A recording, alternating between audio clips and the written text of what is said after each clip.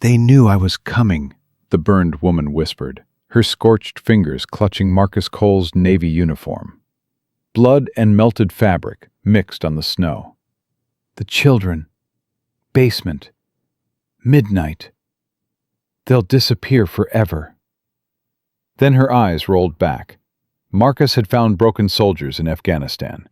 He had carried dying brothers through hellfire. But this 25-year-old FBI agent, crawling from a burning wreck on a frozen Montana road, spoke words that turned his blood to ice.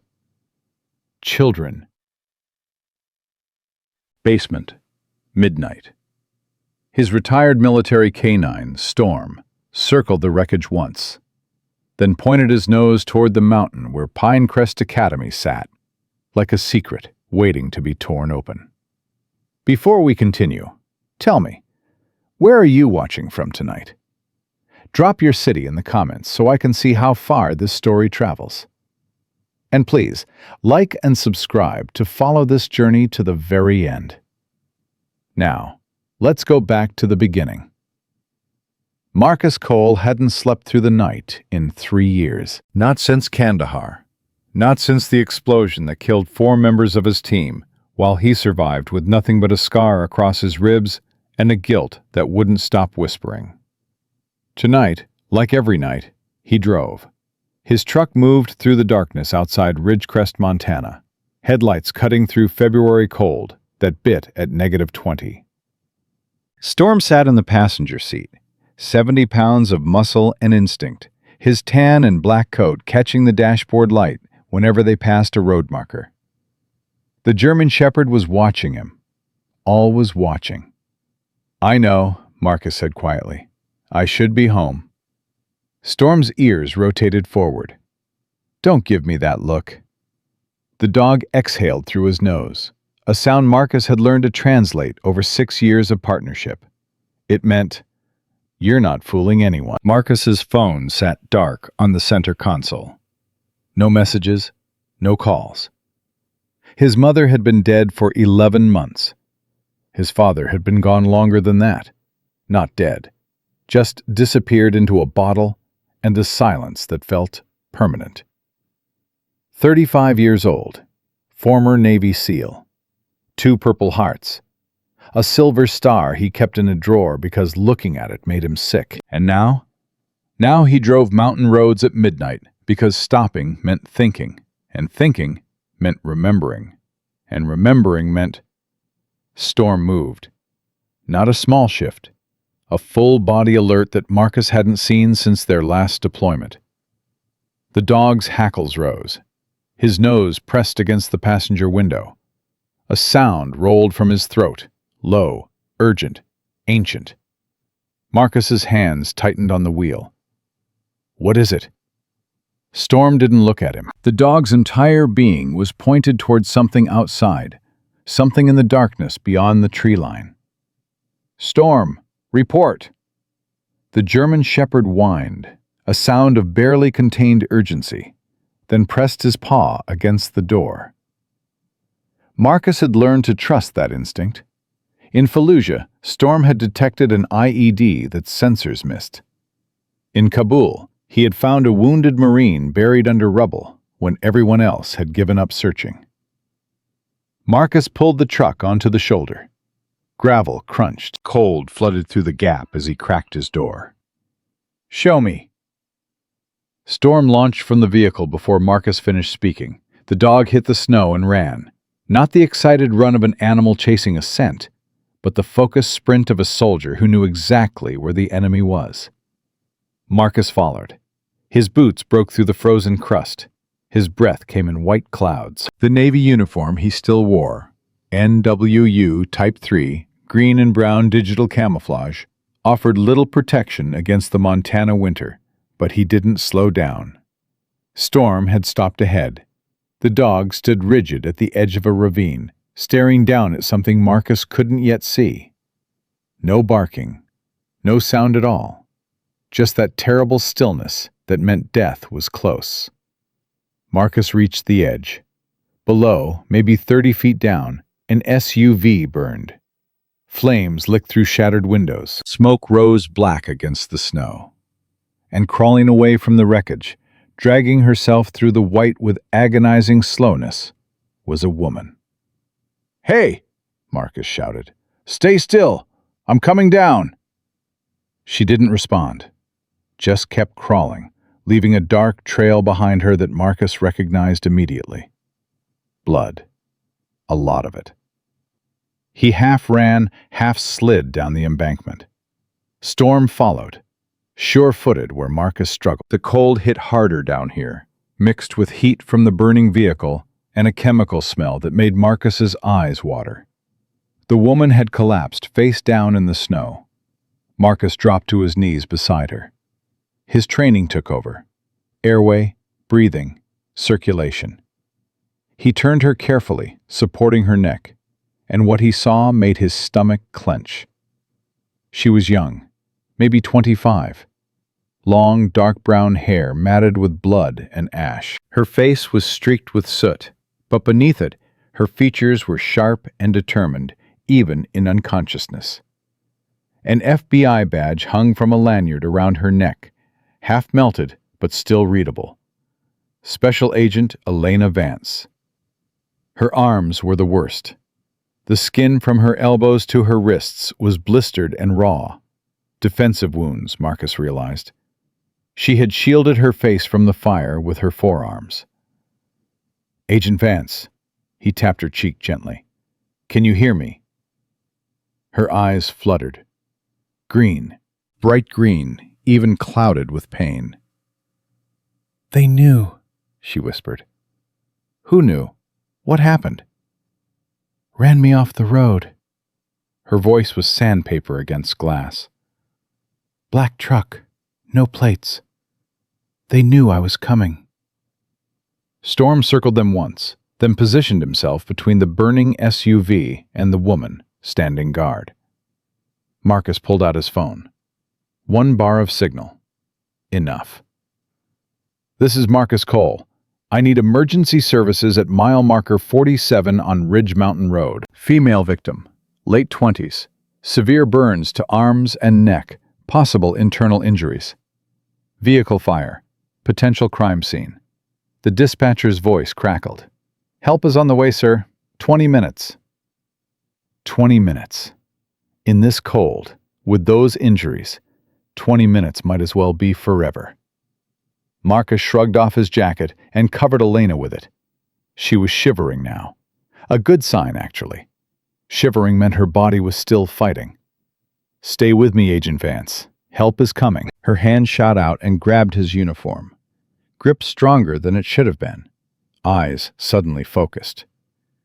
"Listen to me," she said. "Pinecrest Academy. The wilderness camp on the mountain." Marcus knew the place. Everyone in Ridgecrest knew it. Victor Harlan's flagship charity project. A rehabilitation facility for troubled teenagers. Harlan himself had funded the new wing of the local hospital. He'd paid for the high school's football field. The man was practically a saint. What about it? Children are disappearing. Elena's grip tightened. Trafficking ring, operating for at least 3 years. Kids check in, they never check out. Falsified records, bought coroner, bought sheriff. Marcus felt the cold settle deeper into his bones. And this cold had nothing to do with the weather. Sheriff Dawson? Don't trust him. Tears cut tracks through the ash on her face. Don't trust anyone in this town. They're moving the children tonight. Midnight. After that, her voice broke. After that, there's no evidence, no witnesses, nothing. Storm whined and pressed closer to Elena, as if he could shield her from her own words. Marcus checked his watch. 9:52 p.m. 2 hours and 8 minutes. How many children? At least 4, maybe more. I had files. Elena's eyes went to the burning SUV. Gone now. All gone. 3 months of work. 3 months of getting close, and they... She started coughing. Blood flecked her lips. Stop talking. Save your strength. No. She pulled him closer with surprising force. You have to understand. I came alone because I couldn't trust the Bureau. My supervisor dismissed me, said I was seeing conspiracies. But I have proof, had proof, and now I'm going to die on this road, and those kids, you're not going to die. You don't know that. I know you're still arguing with me. Dying people don't argue this much. A sound escaped her, almost a laugh, quickly swallowed by pain. Who are you? Marcus Cole, the Navy SEAL. Her eyes cleared slightly. Jenna Cole's son. I read about you. Silver Star, Kandahar. Ancient history. You saved 11 people from a burning convoy. Marcus said nothing. The memory was a wound that never quite closed. So save these kids. Elena's voice dropped to a whisper. Please. I don't care if I make it, but those children. You're both going to make it. You don't even know me. Marcus looked at Storm. The dog hadn't moved from his protective position, eyes fixed on Elena like she was already part of their pack. My dog knows you, Marcus said. That's enough. Sirens wailed in the distance. Red and blue lights flickered through the trees. Elena's grip finally loosened. There's a man, Victor Harlan's accountant, Owen Mercer. He reached out to me 2 weeks ago, said he wanted to talk. I was supposed to meet him tomorrow. She coughed again. He might be the only honest person left in this town. Where do I find him? Cabin on Miller's Creek, east side. He's scared, but he's not evil. He kept records, real records, everything Harlan tried to hide. The ambulance burst through the tree line above. Paramedics scrambled down the embankment with a stretcher. Elena grabbed Marcus one more time. Her burned fingers left marks on his uniform. The children, she said. Promise me. Marcus had made promises before, in dusty villages and bombed-out buildings, to dying friends and frightened civilians. He had learned that promises were dangerous things, easy to make, impossible to keep. But Storm was watching him, and the dog's eyes held something Marcus hadn't seen there in a long time. Purpose. I promise, Marcus said. The paramedics took over. They loaded Elena onto the stretcher, started an IV, wrapped her burns with sterile gauze. She kept her eyes on Marcus until they lifted her into the ambulance. Storm found me, she called out. Don't forget that. Your dog found me when no one else was looking. The ambulance doors closed. Sirens screamed as it pulled away.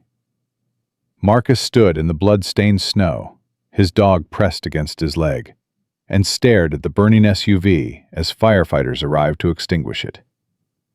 Someone had run an FBI agent off the road. Someone had tried to burn her alive. And somewhere on that mountain, children were waiting to disappear. Marcus looked at Storm. What do you think, boy? Feel like working tonight? Storm's tail wagged once, a sharp, decisive motion. That was answer enough. Marcus drove toward the hospital first, not because he doubted Elena's story, but because he needed to see something for himself. The emergency room was controlled chaos. Nurses moved with efficient urgency. A doctor shouted orders about burn treatment and pain management. And standing in the hallway, watching it all with an expression of practiced concern, was Sheriff Hank Dawson. Dawson was 53, thick around the middle, with a face that had learned to smile even when the eyes stayed cold. He had been sheriff for 11 years, re-elected 3 times. Everyone in Ridgecrest said he was a good man, but Elena Vance said not to trust him. Marcus approached slowly, Storm at his heel. Marcus Cole. Dawson turned with an expression of surprise that didn't quite reach his eyes. Hell of a night. Heard you found that federal agent on the road.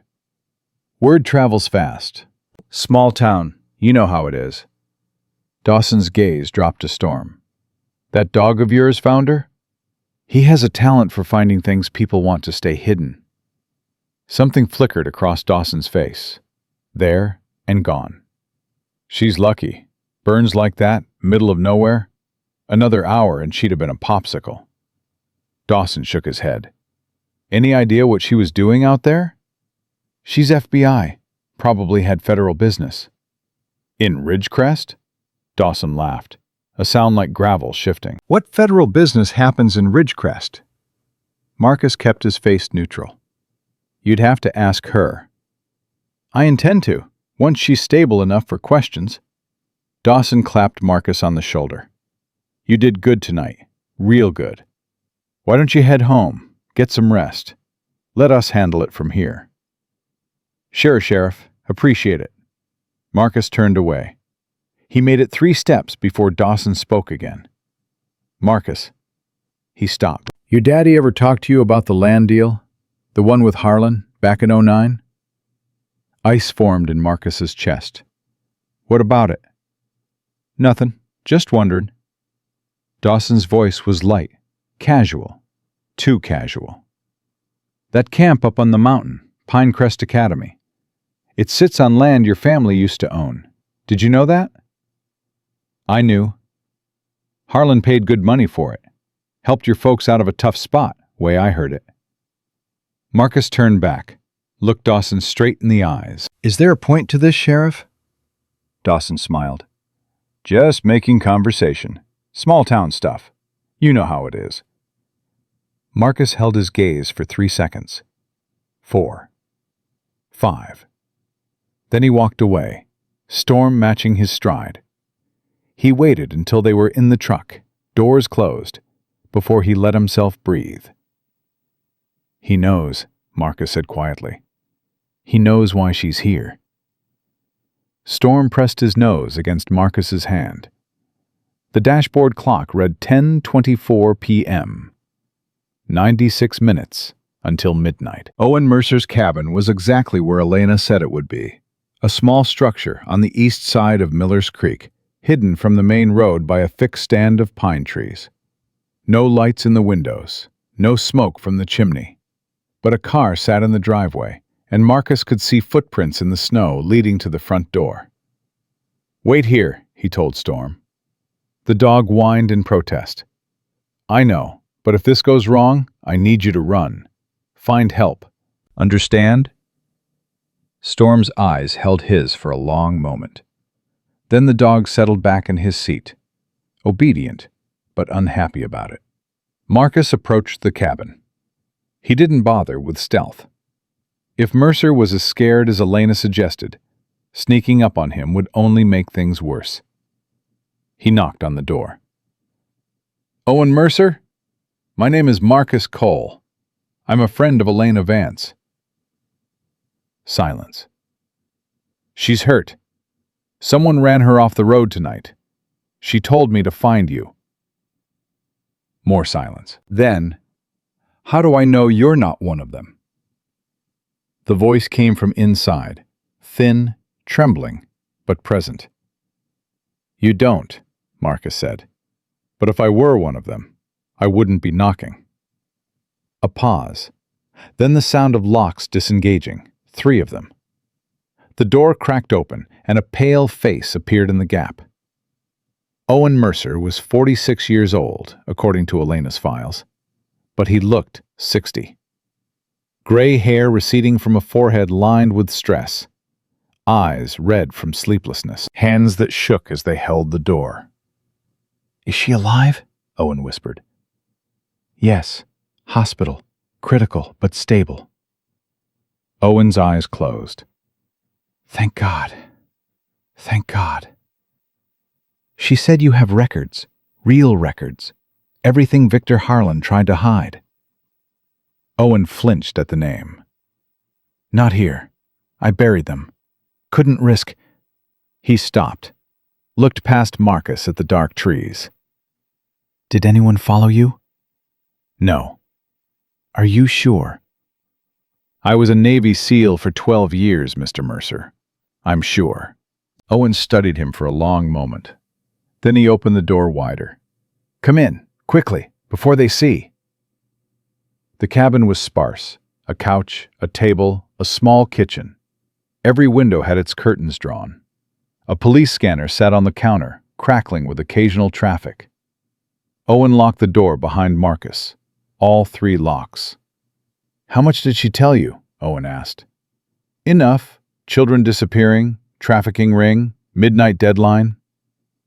Owen sank onto the couch like his legs had given out. "It's been going on for 3 years," he said. "Maybe longer.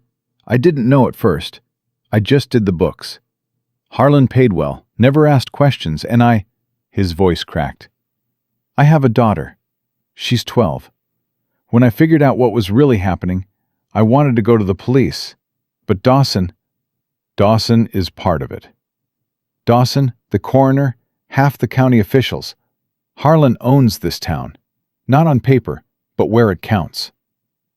Owen rubbed his face with trembling hands. "The kids who come to Pinecrest, they're not troubled teenagers getting wilderness therapy. They're runaways, foster kids, children nobody's looking for.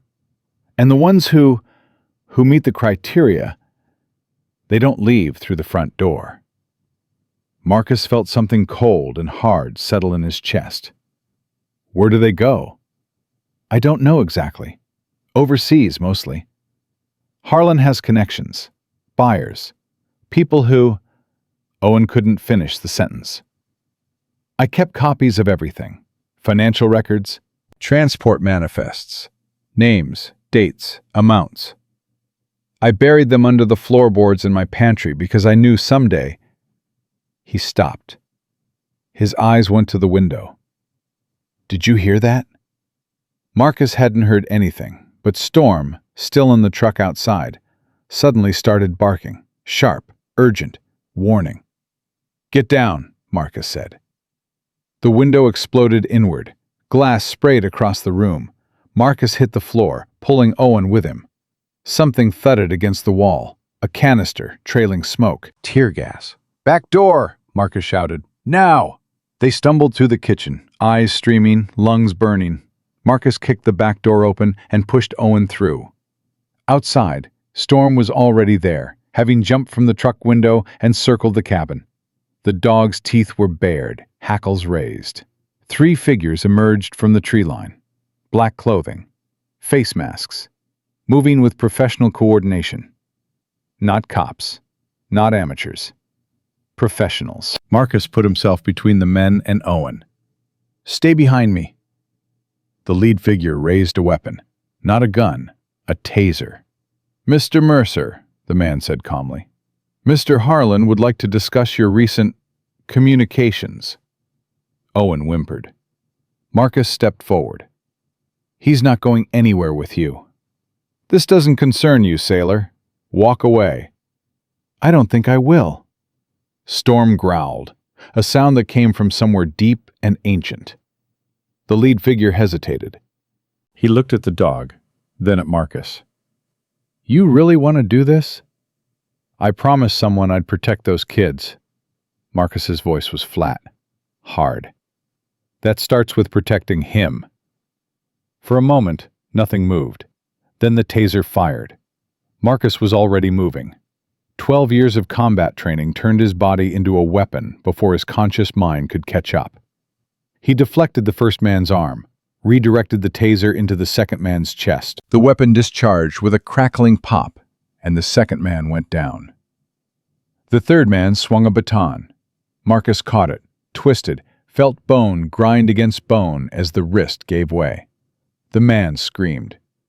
Storm hit the leader from behind, 70 pounds of fury and precision targeting the back of the knee. The man collapsed. Storm pinned him, teeth inches from his throat.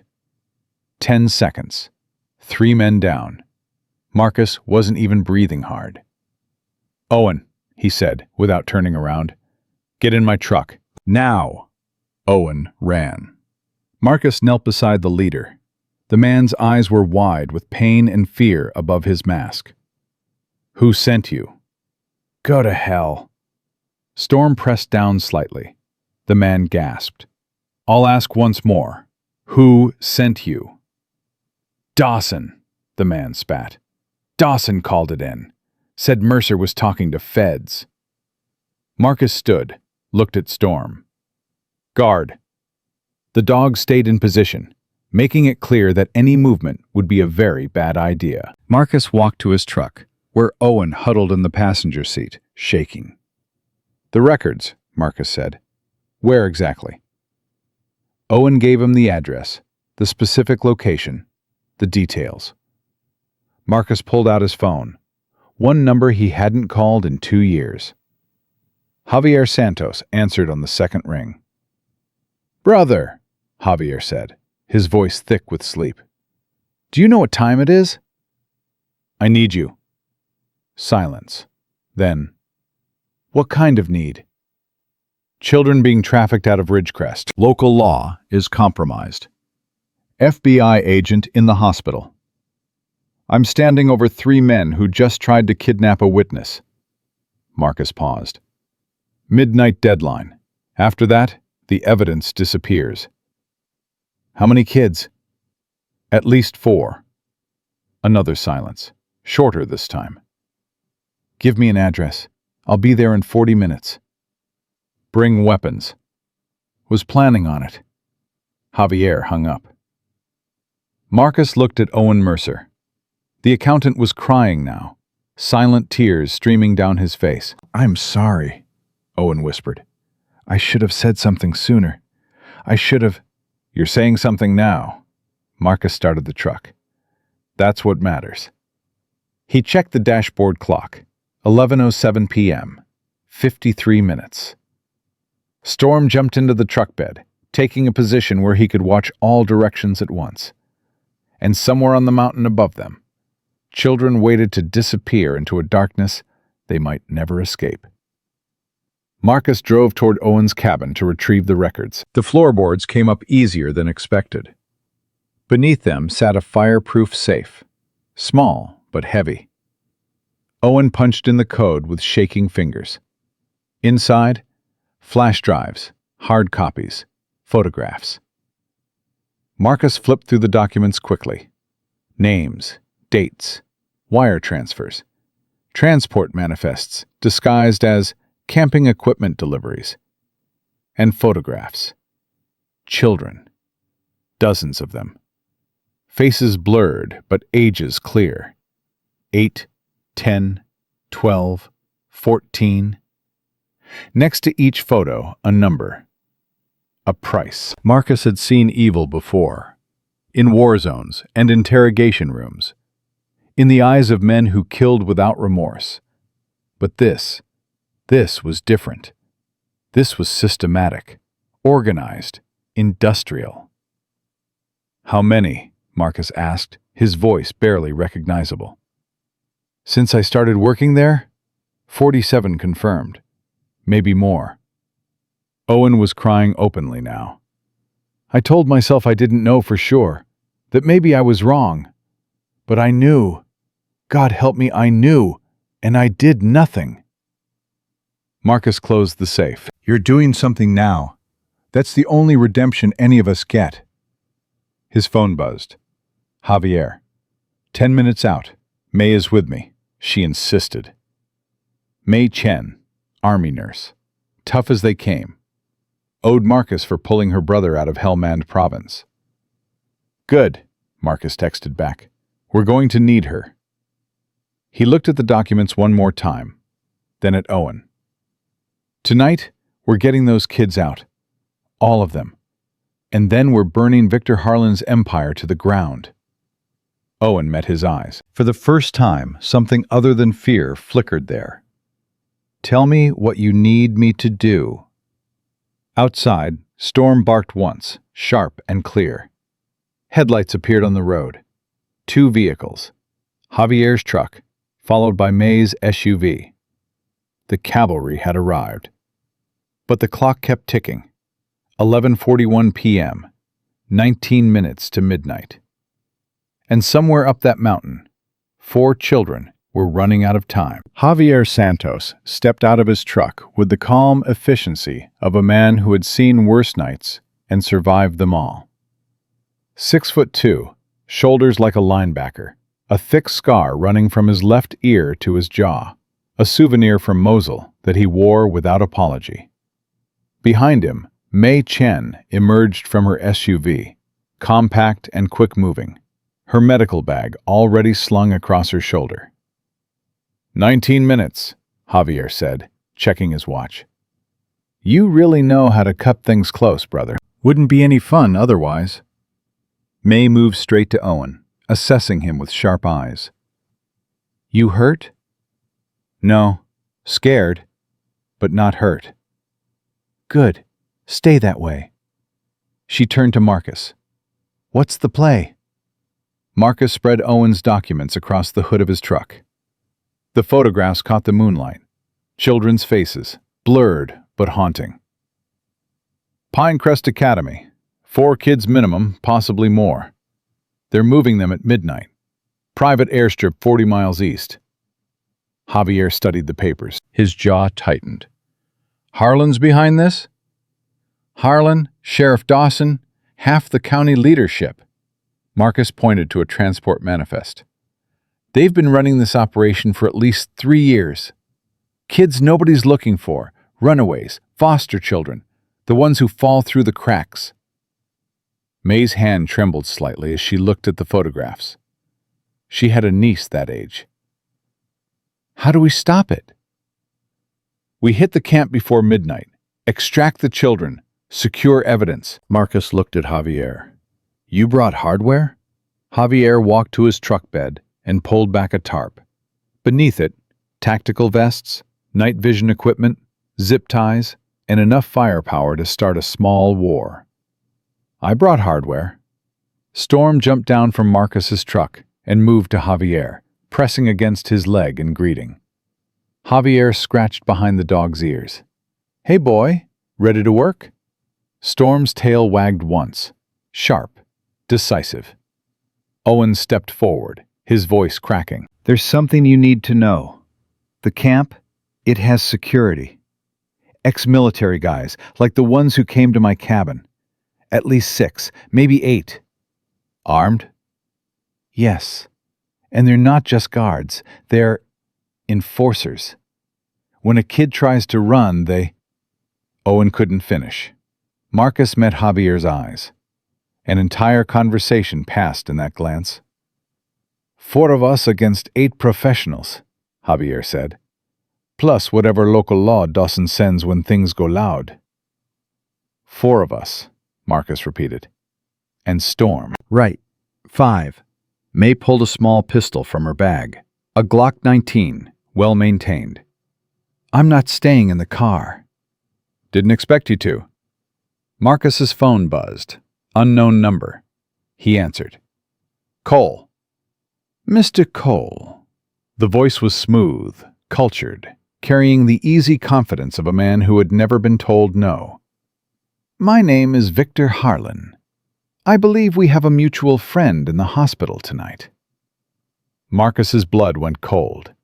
He put the phone on speaker. Agent Vance was very persistent, Harlan continued. I admire persistence. It's a quality I value in my employees. Unfortunately, she chose to be persistent about the wrong things. What do you want, Harlan? I want to offer you an opportunity. You're a decorated veteran, a hero. Men like you deserve recognition, compensation. A pause. I'm prepared to offer you $200,000 to walk away from this. Tonight. Right now. You take your dog, your friends, and you go home. By morning, this will all be forgotten. Marcus looked at the photographs on his truck hood. Children's faces. And the kids? What children? I run a rehabilitation center, Mr. Cole. Our graduates go on to lead productive lives. Ask anyone in Ridgecrest. I'm a pillar of this community. I've seen your records, Harlan. I know what you are. Silence. When Harlan spoke again, the smoothness had cracked, revealing something cold underneath. Owen Mercer is a disturbed man with a grudge. Whatever he's shown you is fabrication, forgery. It won't hold up in court. Maybe not, but I'm not planning to take you to court. Another pause. Longer this time. You're making a mistake, Mr. Cole. A very serious mistake. I have friends in high places, federal judges, congressmen, people who owe me favors. If you interfere tonight, I will destroy you. Your military record, your reputation, everything you've built, I will burn it all to ash. I've been burned before. And your friends, your nurse, your soldier buddy, are they willing to burn too? Javier leaned toward the phone. Hey Harlan, this is Javier Santos, Navy SEAL, retired. Just wanted to say, we've burned for less worthy causes than kids. See you soon. He ended the call. The silence stretched for 3 heartbeats. Well, May said quietly, that's that. Marcus looked at his team, his family, really. The family he had chosen in blood and fire. Anyone wants to walk away, now's the time. No judgment. Nobody moved. Okay then. Marcus checked his watch. 14 minutes. Let's go get those kids. They approached Pinecrest Academy from the north, using a logging road that Owen remembered from his visits. The accountant's hands shook on the wheel of May's SUV, but his directions were precise. Main building is in the center. Administration, classrooms, the facade. Owen's voice steadied as he focused on details. The real operation is in the basement of the East Wing. Underground bunker, steel doors. That's where they keep them before transport. Security positions? 2 at the main gate, 2 patrolling the perimeter, the rest inside. Owen swallowed. And there's something else. The children. They're drugged before transport. Sedatives. They won't be able to walk. May's face went hard. Then we carry them. Marcus was in Javier's truck, Storm between them, watching the darkness ahead. The dog's ears rotated constantly, processing sounds no human could detect. Storm, Marcus said quietly. Find... The German shepherd's nose lifted. Worked. Then he pointed, not toward the main gate, but toward the eastern perimeter. Side entrance? Javier asked. Storm thinks so. Your dog's never wrong. No, he's not. They parked the vehicles half a mile out and moved on foot. Marcus took point, Storm at his side. Javier covered the rear. May and Owen stayed in the middle.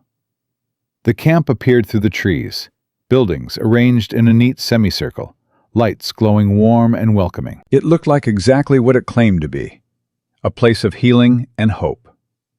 The lie made Marcus's stomach turn. Storm stopped suddenly. His body went rigid.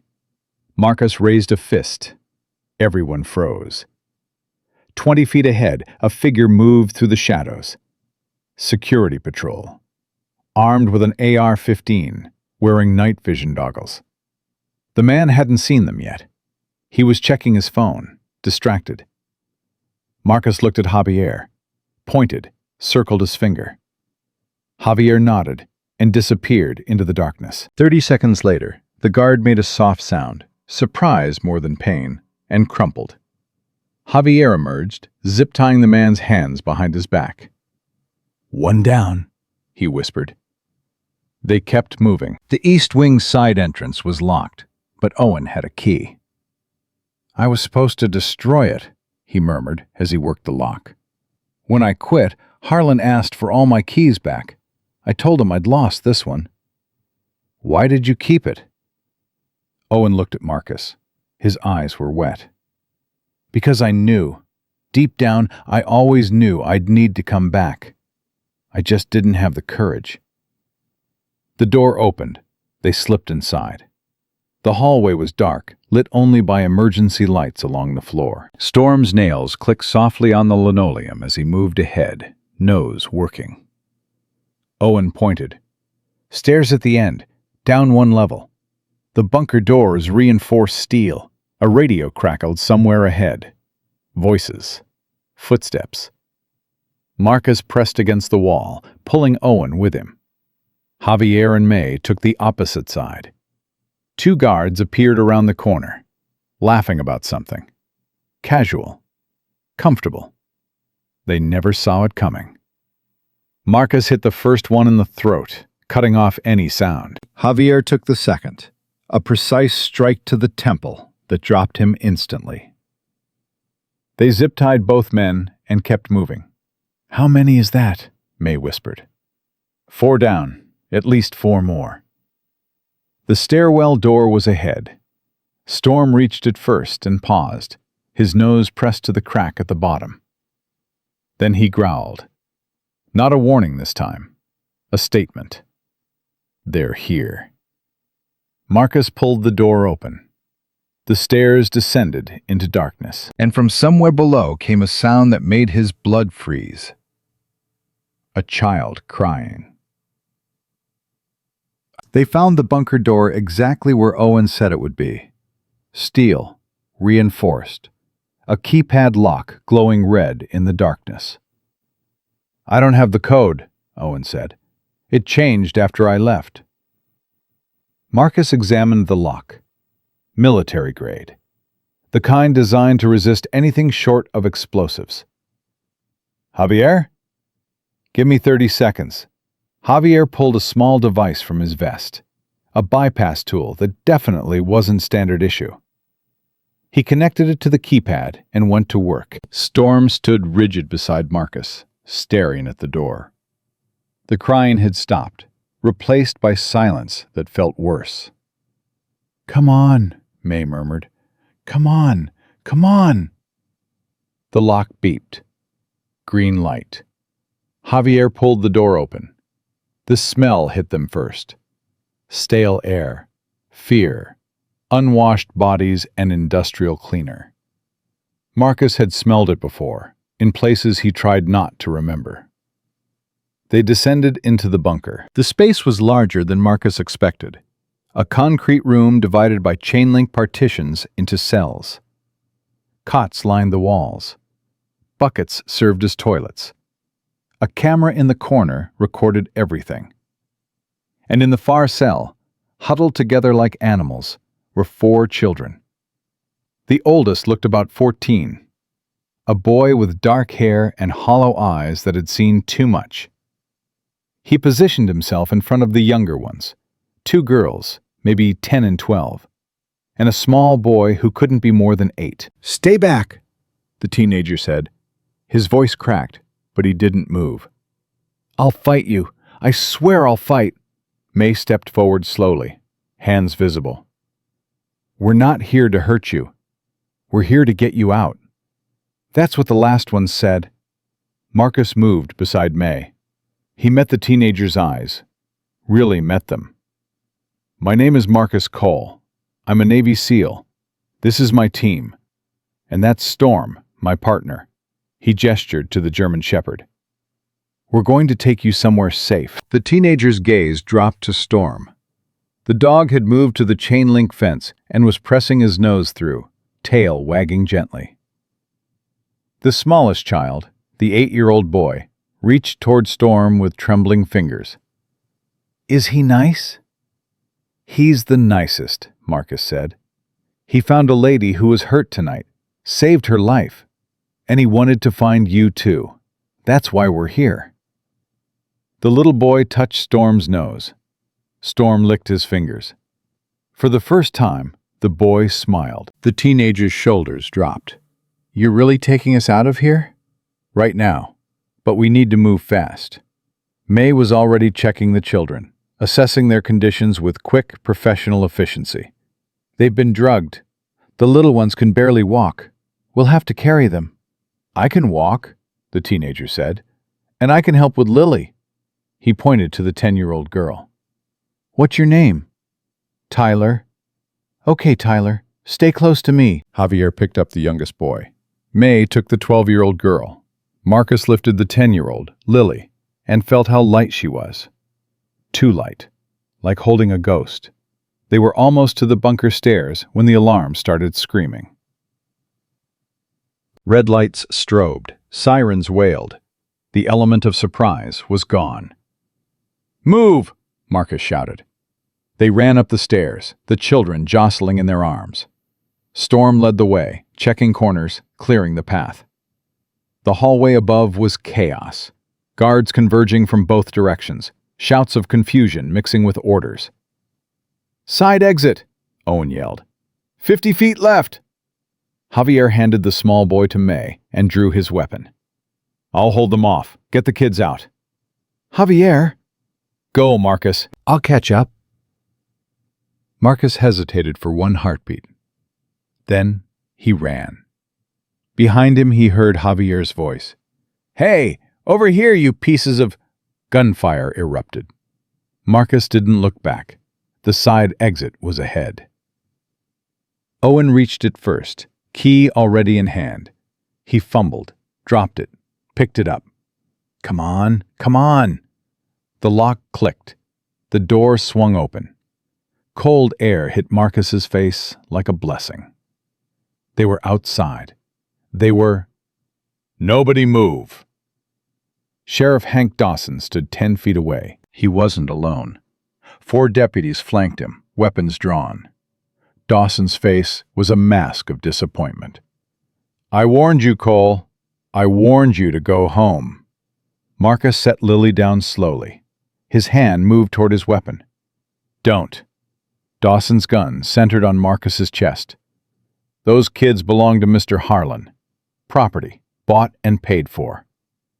You're going to put them down, step away, and we're going to pretend this never happened. And if I don't, then you die. Your friends die. The kids go where they were always going." Dawson shrugged. "Makes no difference to me." Tyler, the 14-year-old, stepped forward. His voice shook, but his eyes burned. "We're not property. We're people, and I won't go back." "Kid, shut up." "No." Tyler's voice grew stronger. "I won't. I won't shut up. You can't keep doing this. You can't." Dawson raised his weapon toward Tyler, and Storm launched. 70 pounds of muscle and fury hit Dawson in the chest, driving him backward. The gun discharged into the air. Deputies scattered, shouting in confusion. Marcus moved before conscious thought caught up. He hit the nearest deputy with a blow that dropped him, grabbed the second one's gun arm, twisted, heard bones snap. May had pushed the children behind her, shielding them with her body. Owen, quiet, scared Owen, had picked up a fallen weapon and was pointing it at the third deputy with hands that no longer shook. "Don't move," Owen said. "Don't you dare move." The fourth deputy looked at the chaos, at Storm pinning the sheriff, at his colleagues on the ground. He dropped his weapon and put his hands up. "I'm done," he said. "I'm done with all of it." Marcus zip-tied the deputies, while Storm kept Dawson immobilized. The sheriff was cursing, threatening, promising destruction. "You're dead, Cole. You're all dead. Harlan will—" Marcus knelt beside him, spoke quietly so only Dawson could hear. "Listen to me carefully. I've killed men in countries you can't find on a map. I've done things that keep me awake at night. But I've never sold a child." He let that sink in. "So when this is over, you better pray the FBI finds you before I do." Dawson went pale. Marcus stood. "Storm, guard." The dog settled onto Dawson's chest, making it clear that any movement would be his last. Javier emerged from the building, limping slightly, but alive. Blood on his sleeve, fire in his eyes. "We need to go. More coming." "How many?" "All of them." Marcus looked at the children, 4 small faces staring at him in the darkness, scared but hopeful, trusting him in a way that felt like a weight and a gift at the same time. "Okay," he said. "We run." They made it to the vehicles just as headlights appeared on the main road. More guards, more deputies. "May, take the kids in your SUV. Head for the county line. Don't stop for anyone." "Where are you going?" "To end this." May grabbed his arm. "Marcus." Those kids need to disappear before Harlan can track them. Get them to the FBI field office in Billings. Tell them everything. He pressed Owen's documents into her hands. This is the evidence. Guard it with your life. May's eyes were bright with tears she wouldn't let fall. You better come back, Marcus Cole. I always come back. She loaded the children into the SUV. Tyler, the last one in, looked at Marcus through the window. Thank you, the teenager said. Don't thank me yet. Thank me when you're safe. The SUV disappeared into the night. Marcus turned to Javier and Owen. Harlan will be at the airstrip. He won't leave until he's sure the shipment is secure. So we go to the airstrip. Owen stepped forward. I'm coming. This isn't your fight. Yes, it is. Owen's voice was steady now, certain. I helped build this nightmare. I need to help tear it down. Marcus studied him for a long moment. Then he nodded. They got into Javier's truck. Storm jumped in back, taking his position. The dashboard clock read 12:17 a.m. Midnight had passed. The children were supposed to be gone by now. Instead, they were heading toward freedom. But Victor Harlan didn't know that yet, and Marcus intended to deliver the news personally. The private airstrip was 20 miles east, carved into a valley that didn't appear on any map. Owen knew the way because he had processed payments for its construction, payments that never appeared in official records. There'll be a plane waiting, Owen said. A cargo plane. They strip out the seats, install restraints. The children, his voice caught. The children are loaded like freight. Not tonight. They approached without headlights, navigating by moonlight and memory. The airstrip appeared below them, a ribbon of concrete in the darkness, lit by portable lights. A plane sat at the far end, engines running. And standing beside a black sedan, phone pressed to his ear, was Victor Harlan. Even from this distance, Marcus could see the agitation in the man's posture. He was pacing, gesturing. Something had gone wrong with his plan. Good. Options? Javier asked. We take Harlan. We take the plane.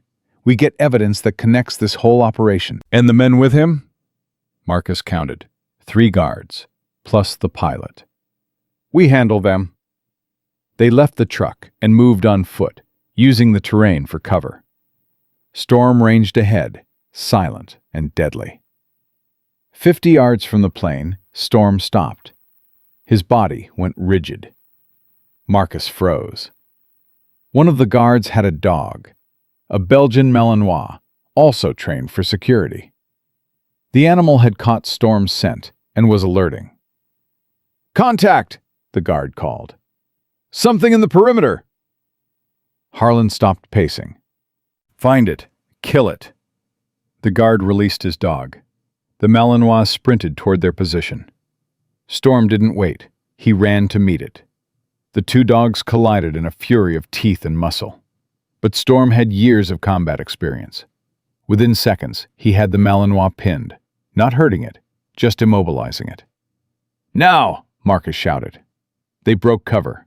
Javier took the first guard with a shot that dropped him instantly. The second guard spun, raising his weapon, and Marcus hit him with a tackle that sent them both tumbling.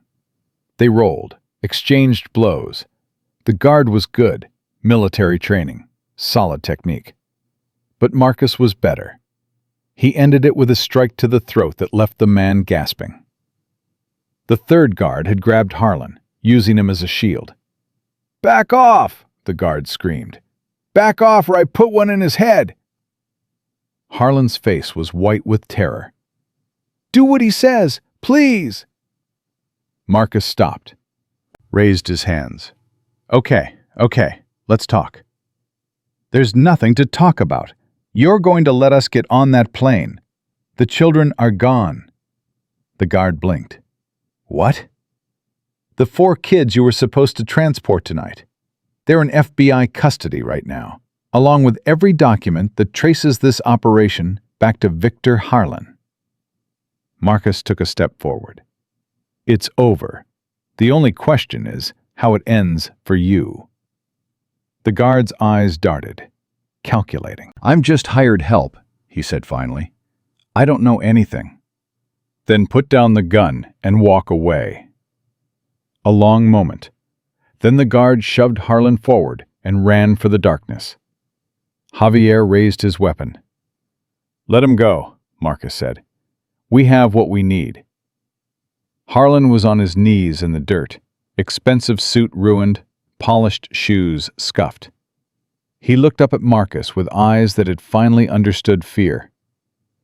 Please, he whispered. I have money. I have connections. Whatever you want. I want those children to grow up safe. I want them to have lives. I want them to forget your face. Marcus crouched in front of him. But they won't. They'll remember you until the day they die. And that's something all your money can never fix. I could make you rich. I've been rich in things you'll never understand. Owen stepped forward. The accountant's face was hard with a rage that had been building for years. Do you know what you did to them? Owen's voice cracked. Those children, they had names, they had families once, they had futures. And you turned them into numbers, line items, profit margins. Owen, be reasonable. I kept every record, every transaction, every name you sold, and every dollar you earned. Owen's tears fell freely now. And I'm going to watch them put you in a cage for the rest of your life. Harlan's face crumpled. You don't understand. The people I work with, they'll kill me. Prison won't protect me.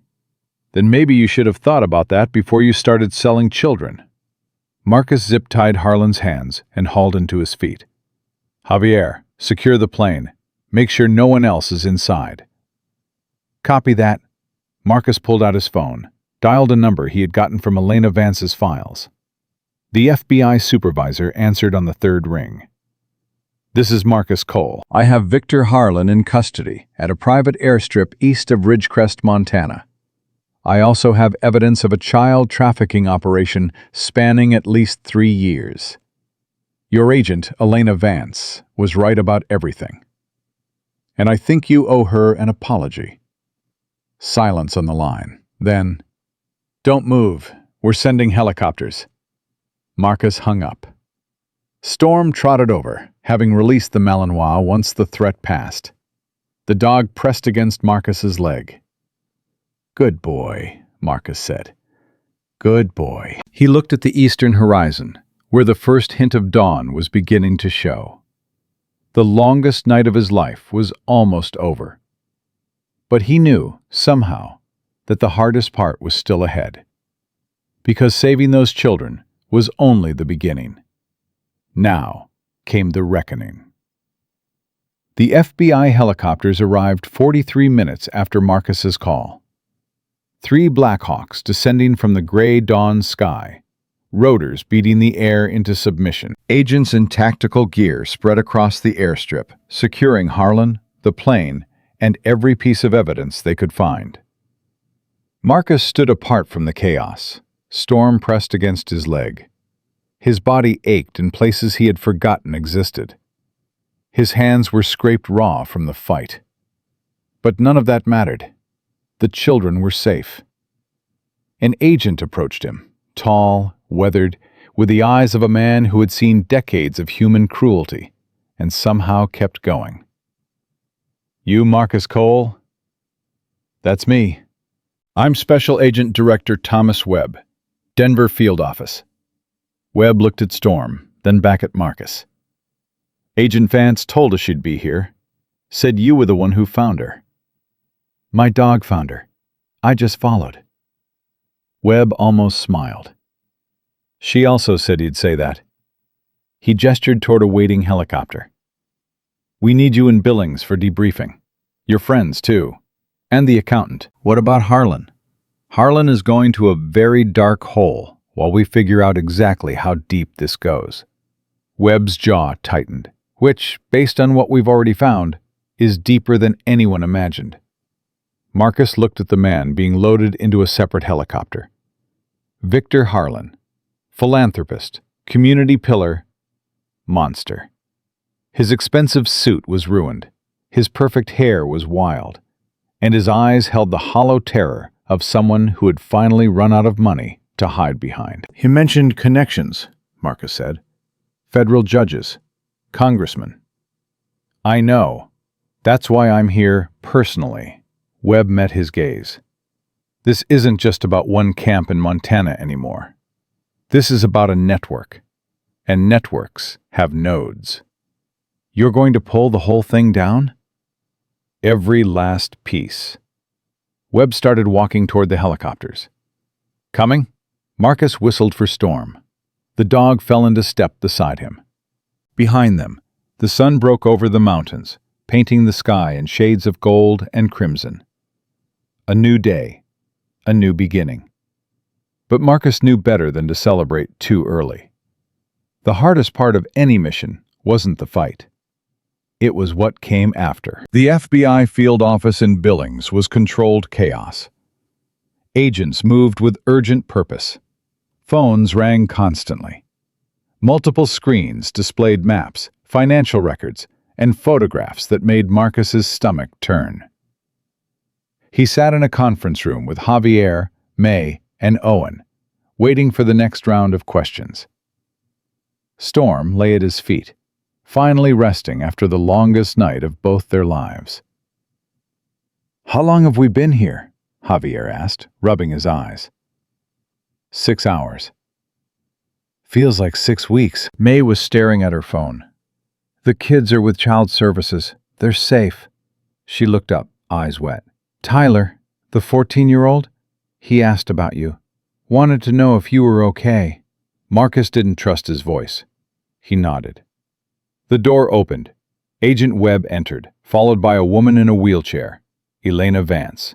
Her arms were wrapped in fresh bandages. Her face was pale, drawn with pain and exhaustion. But her green eyes burned with the same fierce determination Marcus had seen on that frozen road. "Agent Vance," Marcus stood. "Should you be out of the hospital?" "Probably not." She wheeled herself to the table.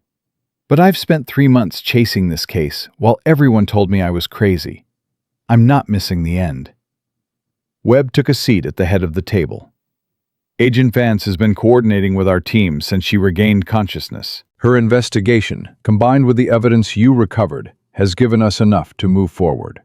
"Move forward how?" Owen asked. "Warrants, arrests, the systematic dismantling of everything Victor Harlan built." Webb pulled out a folder and spread photographs across the table. "But there's a problem." The photographs showed faces, men in suits, women in professional attire, government buildings, corporate logos. Harlan wasn't just running a local operation, Webb continued. He was a node in a network spanning 12 states. We've identified connections to 3 sitting judges, 2 state senators, and at least a dozen law enforcement officials. Javier leaned forward. "You're saying this goes all the way up?" "I'm saying we don't know how far up it goes yet." Webb's voice was grim. "Which means we don't know who we can trust." The room went silent. Elena spoke first. "That's why I came alone. 3 months ago, I briefed my supervisor on my findings. 2 weeks later, someone tried to run me off the road the first time. I survived. Barely.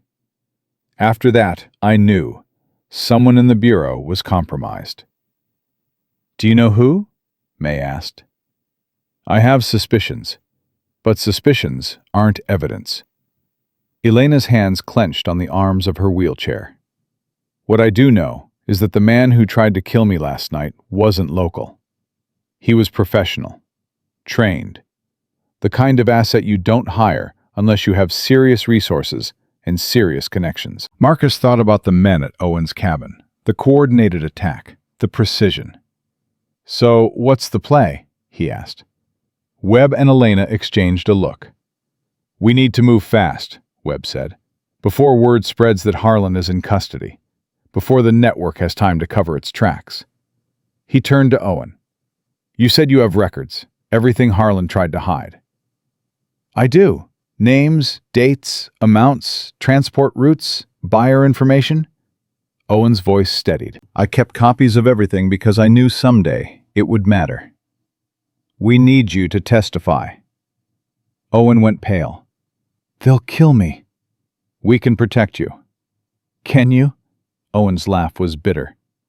"You just told us you don't know who's compromised. How can you protect me from people you can't identify?" Webb didn't have an answer for that. Marcus spoke into the silence. "I'll protect him." Everyone turned. "Until this is over. Until the network is down and the trials are finished." Marcus met Owen's eyes. "I'll make sure you stay alive long enough to testify." "Why?" Owen whispered. "You don't know me. You don't owe me anything. You kept those records when it would have been easier to destroy them. You helped us save 4 children last night." Marcus shrugged. "That's enough." Owen stared at him for a long moment. Then he nodded. "Okay, I'll testify." The next 72 hours were a blur. Warrants executed across Montana, Wyoming, and Idaho. Arrests made in the early morning hours. Suspects pulled from beds and offices and country clubs. Financial accounts frozen. Property seized. Marcus stayed close to Owen, moving him between safe houses as the investigation expanded.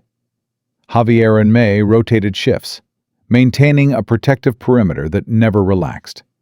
Storm was always alert, always watching, always ready. On the third day, Elena Vance called Marcus to the hospital, where she was receiving follow-up treatment for her burns. "We have a problem," she said when he arrived. Her room was private, guarded by 2 agents Webb trusted personally. She sat in bed, arms elevated on pillows, but her eyes were sharp. "What kind of problem?" "Harlan is talking." Marcus frowned. "Isn't that good?"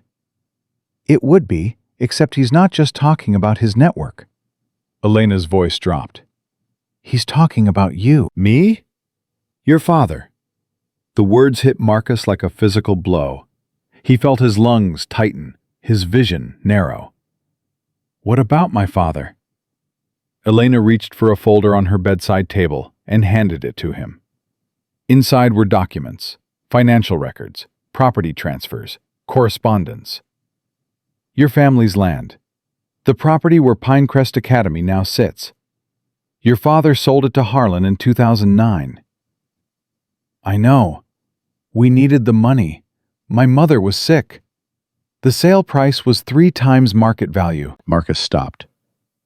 "Your father didn't just sell land to Harlan," Elena said quietly.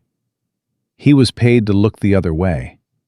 There's correspondence here suggesting he knew, or at least suspected, what Harlan was planning to build." The folder trembled in Marcus's hands. "No." His voice was barely a whisper. "My father was a lot of things. A drunk, a failure, but he wouldn't. I'm not saying he was part of the operation. The evidence suggests he took the money, asked no questions, and drank himself into oblivion over the next decade." Elena's eyes held sympathy. "But Harlan's lawyers are going to use this. They're going to argue that you had a personal vendetta, that your investigation was tainted from the start." "That's insane. I didn't even know about any of this until 2 days ago." "I believe you, but belief isn't evidence." Elena leaned forward, wincing at the movement. "They're going to try to destroy your credibility, Marcus. And if they succeed, everything we've built, every case, every arrest, every child we've saved, could collapse." Marcus stared at the documents. His father's signature, his father's handwriting, his father's silence all these years. "What do I do?" "Find him." Marcus looked up. "Your father. Find him. Get his testimony." Elena's voice hardened with urgency. "If he admits what he did, If he explains that he didn't know the full scope of Harlan's plans, we can neutralize this before it becomes a weapon. I haven't spoken to my father in 3 years. Then maybe it's time to start. Marcus found his father in a trailer park outside Great Falls, 200 miles from Ridgecrest. Samuel Cole had aged 20 years in the decade since Marcus last saw him. His hair was gray and thin. His skin hung loose on a frame that had once been powerful. Empty bottles surrounded the lawn chair where he sat, staring at nothing. Storm stayed in the truck. Some reunions weren't meant for witnesses. Marcus approached slowly. His boots crunched on the gravel. His heart pounded with emotions he couldn't name. "Dad!" Samuel didn't move, didn't acknowledge, just kept staring. "Dad, I need to talk to you." "Go away, Marcus." The voice was rough, damaged by years of alcohol and silence. "Whatever it is, I can't help." "It's about the land, the property you sold to Harlan." Samuel flinched. Barely perceptible, but Marcus had been trained to notice. "Ancient history." "Not anymore. Victor Harlan was arrested 2 days ago. Child trafficking. He's been running a criminal operation on that land for years." Samuel said nothing, but his hands began to shake. "Did you know?" Still nothing. "Dad, look at me." Samuel Cole finally turned. His eyes were red-rimmed, hollow, haunted by something Marcus had never understood until this moment. "I suspected," Samuel whispered. "When he offered 3 times what the land was worth, I suspected. When he asked me to sign papers that didn't make sense, I suspected. When men came around asking questions and then disappeared, I suspected. And you did nothing?" "Your mother was dying," Samuel's voice cracked. "The medical bills, you don't know what it was like. We were going to lose everything, the house, the savings, everything we'd built. And then Harlan came with his checkbook and his smile, and I told myself—" He broke off, covering his face with trembling hands. "I told myself it was probably nothing, just business. Rich men did strange things with land all the time. Children, Dad. He was trafficking children." Samuel made a sound, half sob, half moan. "I know. God help me, I know now."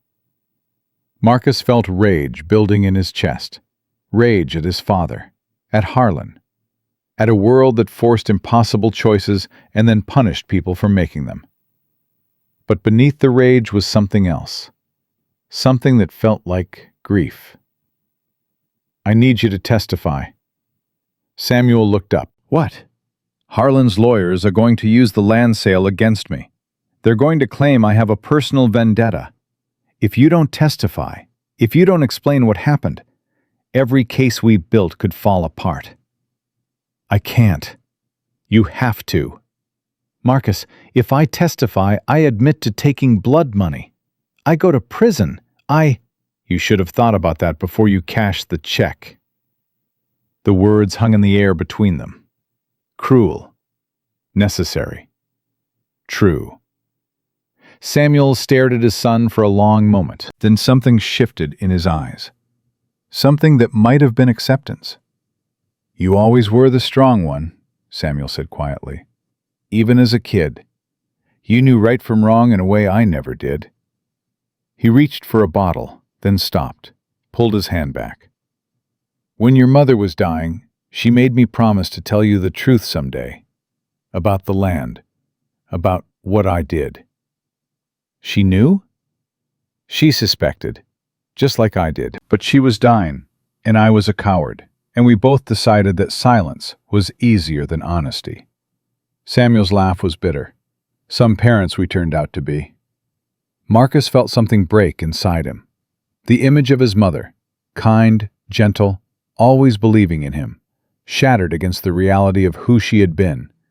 Human, flawed, desperate enough to accept blood money for one more month, one more treatment, one more chance. "I'll testify," Samuel said. Marcus blinked. "What?" "I said, I'll testify."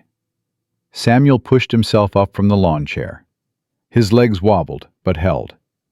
"I've been dying slowly for 10 years, Marcus, drinking myself to death, because I couldn't face what I did. Maybe this is my chance to finally do something right. You could go to prison." "I should go to prison." Samuel met his son's eyes. "But first, I help you tear down everything Victor Harlan built. And then," he shrugged, "then whatever happens, happens." Marcus didn't know what to say. He had come expecting a fight, expecting denial, expecting the same cowardice that had defined his father for as long as he could remember. He hadn't expected this. "Thank you," Marcus finally managed. Samuel shook his head. "Don't thank me. Not yet. Not ever, maybe." He looked toward the truck where Storm watched through the window. "That's your dog?" "Yeah." "Good dog?" "The best." Samuel nodded slowly. "Your mother always wanted us to get a dog." I said no. Too much trouble. He laughed, but there was no humor in it. I was wrong about a lot of things.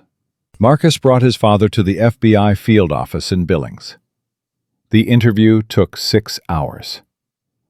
Samuel Cole admitted everything: the suspicious payment, the willful ignorance, the years of guilt that had driven him to destroy himself rather than face the truth. When it was over, Webb pulled Marcus aside. "Your father's testimony changes things." "How?" "Harlan's lawyers were planning to attack your credibility. Now they can't. Not without opening a door they don't want opened." Webb's eyes were tired but satisfied. "We've got him, Marcus. We've got him cold." "What about my father?" "The U.S. Attorney is recommending immunity in exchange for his cooperation. Your father didn't participate in the trafficking. He just looked away." Webb shook his head. "It's not nothing, but it's not prison either." Marcus exhaled a breath he hadn't known he was holding. "There's something else," Webb said. "We found the man who ran Agent Vance off the road." "Where?" "Dead. Suicide in a motel room outside Spokane. Except it wasn't really suicide." Webb's voice dropped. "Someone cleaned house. Someone didn't want him talking. The network. What's left of it? We've made dozens of arrests, but there are still pieces missing. Still people we haven't identified." Webb looked at Marcus with something approaching respect. "This isn't over. Not by a long shot." "I know. Are you in?" Marcus thought about Elena Vance, fighting through burns and bureaucracy to expose the truth. He thought about Tyler and the other children, finally safe after years of horror. He thought about his father, broken and guilty, but finally trying to make things right. And he thought about Storm, who had started this whole journey by pulling him toward a burning wreck on a frozen road. "I'm in." Elena was waiting when Marcus returned to her hospital room. "I heard about your father," she said. "News travels fast." "FBI, we're good at that." She gestured to a chair. "Sit. You look like you're about to fall over." Marcus sat. Storm settled at his feet with a heavy sigh. "How are you feeling?" Marcus asked. "Like someone set my arms on fire and then made me fill out paperwork about it." Elena almost smiled. "But I'll live, thanks to your dog." "He's good at his job." "So are you." Elena's expression grew serious. "Webb told me you agreed to keep working this case." "Someone has to finish what you started." "It wasn't just me. It was a 25-year-old FBI agent with a theory nobody believed, making calls at midnight and driving alone into places she had no business being." Elena shook her head. "I was reckless, stupid. I almost got myself killed. You also saved 4 children. We saved 4 children. Elena met his eyes. I couldn't have done this without you, Marcus. You or Storm or any of the others. That's how it works. Nobody saves the world alone. Elena laughed. A real laugh, the first one Marcus had heard from her. That sounds like something a Navy SEAL would say. Former Navy SEAL. Once a SEAL, always a SEAL. She leaned back against her pillows, exhaustion finally showing through. What happens now? Now we rest, heal, and when you're ready, we finish tearing down the network. Together? Marcus looked at Storm. The dog's eyes were closed, but his ears were alert, always listening, always ready. Together. Elena reached out and touched his hand. Her fingers were bandaged, clumsy, but the gesture carried weight. Thank you, Marcus, for stopping when you could have driven by, for believing me when no one else did. Thanks, Storm. He's the one who made me stop. I already did, Elena smiled softly. While you were gone, I had them bring him up here. He sat beside my bed for an hour, just watching, like he was making sure I was okay. Marcus felt something warm spread through his chest. Pride, gratitude, a connection that went deeper than words. He does that, Marcus said. He adopts people. Good. I could use a friend like him. Elena's eyes were growing heavy. Stay? Just for a little while? Marcus settled deeper into his chair. Storm shifted, pressing closer to both of them. I'm not going anywhere. Outside the window, the sun was setting over the Montana mountains. Another day ending. Another night beginning. But this time, Marcus wasn't dreading the darkness. This time, he knew exactly what he was fighting for. And he wasn't fighting alone. 3 weeks after the raid on Pinecrest Academy, Victor Harlan's empire began to crumble in ways no one had predicted. Marcus sat in the FBI conference room in Billings, watching the evidence wall grow larger every day. Photographs, financial records, names connected by red string like a spider's web of human misery. 47 children recovered across 3 states, 12 arrests and counting. And still, the investigation kept expanding. We've got another one, Webb announced, striding into the room with a folder. State Senator Richardson, Wyoming. Been funneling kids through his ranch for the past 5 years under the guise of a youth mentorship program. Javier whistled low. A sitting senator, former sitting senator, as of an hour ago. Webb dropped the folder on the table. He resigned before we could arrest him, trying to negotiate a deal. What kind of deal? Elena asked. She was out of her wheelchair now, moving carefully with bandaged arms, but present at every briefing, every meeting, every step forward. Full cooperation in exchange for witness protection. Webb's jaw tightened. He claims he can give us names we don't have yet. Bigger names. Marcus looked at the evidence wall. So many faces. So many crimes. How much bigger can this get? That's what scares me. Webb rubbed his eyes. Every time we think we've found the top, there's another layer. Owen Mercer entered the room, looking healthier than he had 3 weeks ago. Regular meals, proper sleep, and the weight of confession lifted from his shoulders had transformed him. He wasn't whole, might never be, but he was trying. I finished reviewing the new financial records, Owen said. Richardson's ranch connects to a shell company in Delaware that connects to a private equity fund that connects to... He paused, checking his notes. A nonprofit called Children's Future Initiative. Elena sat up straighter. I know that organization. They lobby Congress for foster care reform. They also funnel money to at least 6 judges who oversee family court cases in 4 states. Owen spread papers across the table. The system is designed to push specific children into specific placements. Kids who won't be missed. Kids whose cases get lost in the shuffle. The room went silent. They weaponized the foster system, May said quietly. She had stayed on after the rescue, unable to walk away from the children she had helped save. They used the very system meant to protect children as a hunting ground. That's exactly what they did, Owen's voice cracked. I helped them do it. Every financial report I filed, every number I buried, I helped them hunt children. Marcus put a hand on Owen's shoulder. You're helping stop them now. That's what matters. Is it? Owen looked at him with haunted eyes. Does it matter when I close my eyes and see their faces? Nobody had an answer.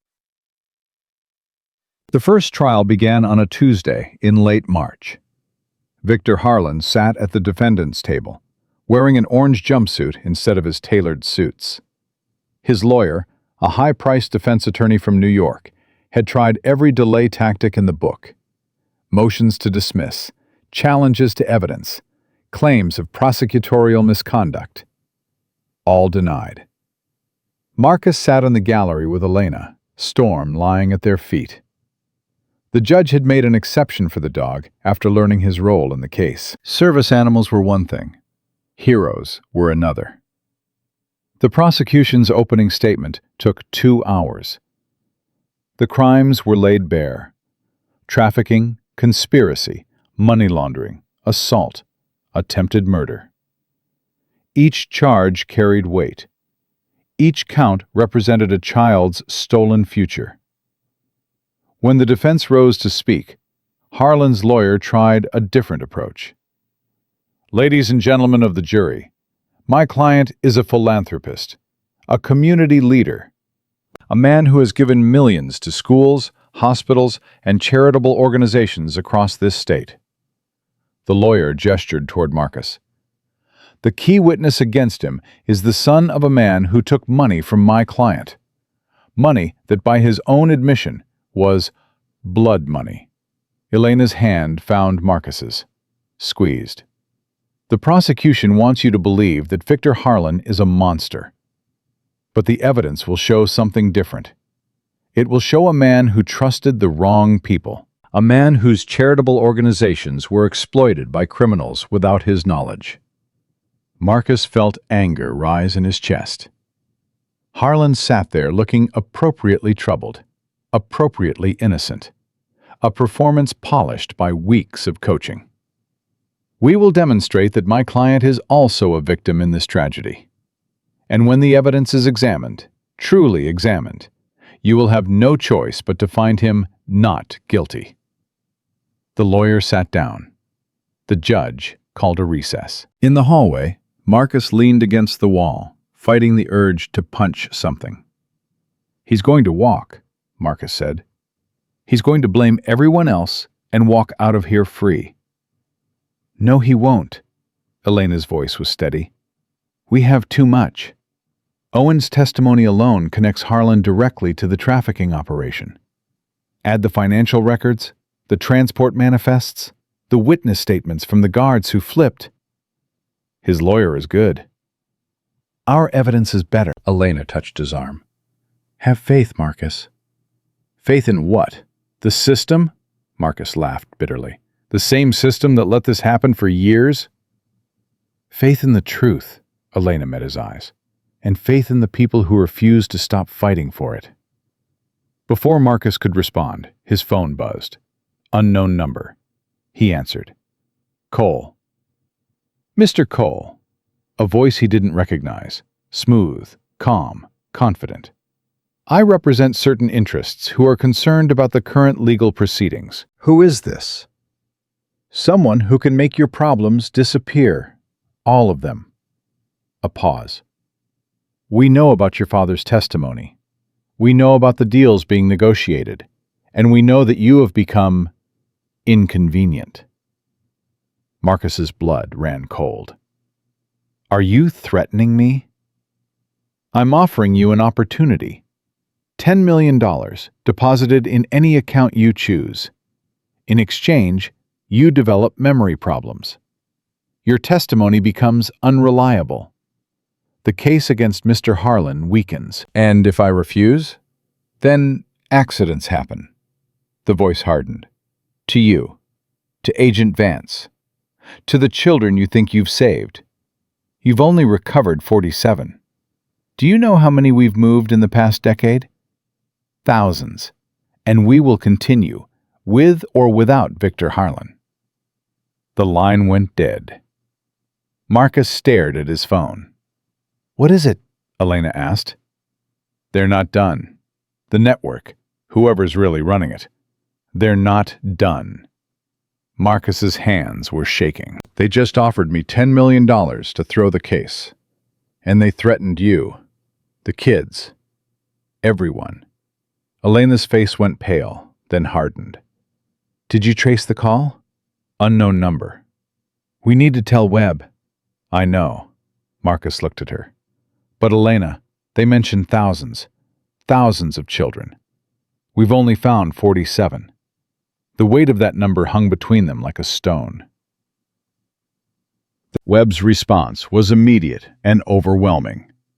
Within hours, security details were assigned to every witness, every rescued child, every person connected to the case.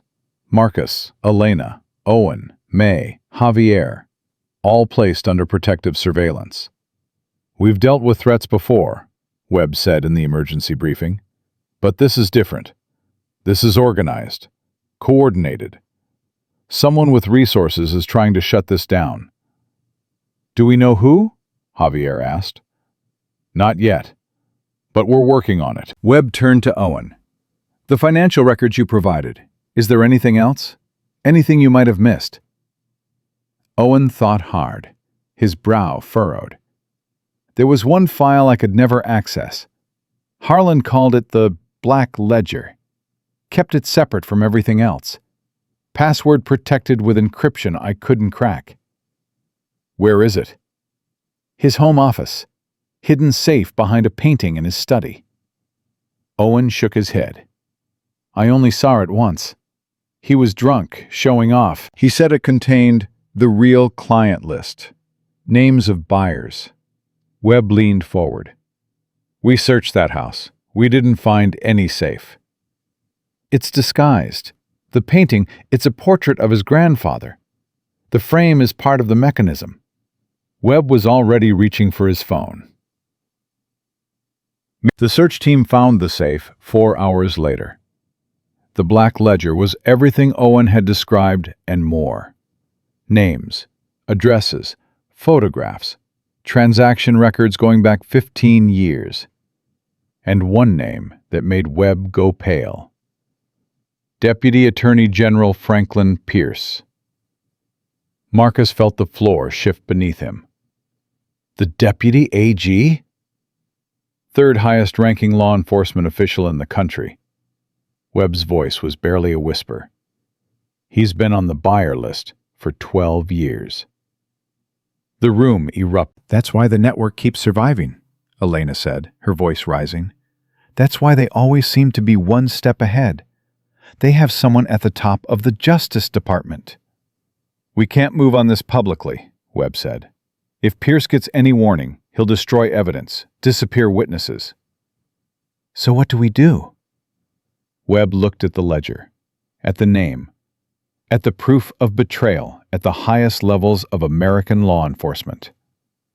We go outside the system. The plan was elegant in its simplicity and terrifying in its implications. Webb reached out to contacts he trusted absolutely.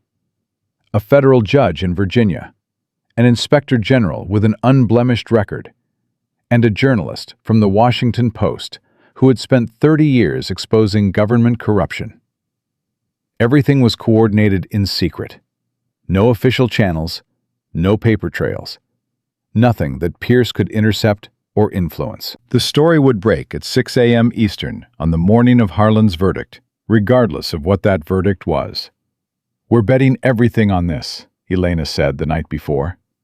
She and Marcus sat in a safe house, storm lying across both their feet. If it doesn't work, It'll work. But if it doesn't? Elena. Marcus took her hands. Carefully, mindful of the burn still healing beneath her bandages. 3 weeks ago, I was driving mountain roads at midnight because I couldn't face my own nightmares. My dog pulled me toward a burning wreck, and I found you, dying, alone, carrying a truth nobody would believe. His voice caught. You didn't give up. Not when your supervisor dismissed you. Not when someone tried to kill you. Not when you woke up in a hospital with burns on your arms and learned that everything you'd worked for had gone up in flames. Marcus squeezed her hands. If you can keep fighting after all that, then I can believe this will work. Elena's eyes glistened. You really think I'm that strong? I think you're the strongest person I've ever met. And I've met a lot of people in places where strength was the only thing keeping them alive. She leaned forward and kissed him. It was gentle, brief, a promise more than a passion. When she pulled back, she was smiling. Don't let Storm get jealous. Marcus laughed, a real laugh, the first in weeks. Too late. He's already glaring at me. Storm's tail thumped against the floor. The verdict came at 2:47 p.m. The jury foreman stood, paper trembling slightly in his hands. On the count of conspiracy to commit human trafficking, we find the defendant guilty. Harlan's face went white. On the count of money laundering, guilty. His lawyer started whispering urgently. On the count of assault, guilty. Harlan gripped the table like a drowning man. On the count of attempted murder, guilty. The courtroom erupted. Cameras flashed. Reporters shouted questions. Harlan slumped in his chair as if the guilty verdicts had physically struck him. Marcus felt Elena's hand squeeze his. He looked at her, at the tears streaming down her face, at the relief and triumph and exhaustion all mixed together, and he understood something he had been fighting for weeks. This was just the beginning. Justice for Victor Harlan was one battle. The war was still being fought. The story broke at exactly 6 a.m. the next morning. Every major news network, every newspaper, every online platform. Deputy AG named in child trafficking ring. Evidence shows years of corruption. Franklin Pierce was arrested at his Georgetown townhouse while still in his pajamas. The photographs showed a man who had wielded immense power suddenly reduced to handcuffs and humiliation. Within hours, the dominoes began falling.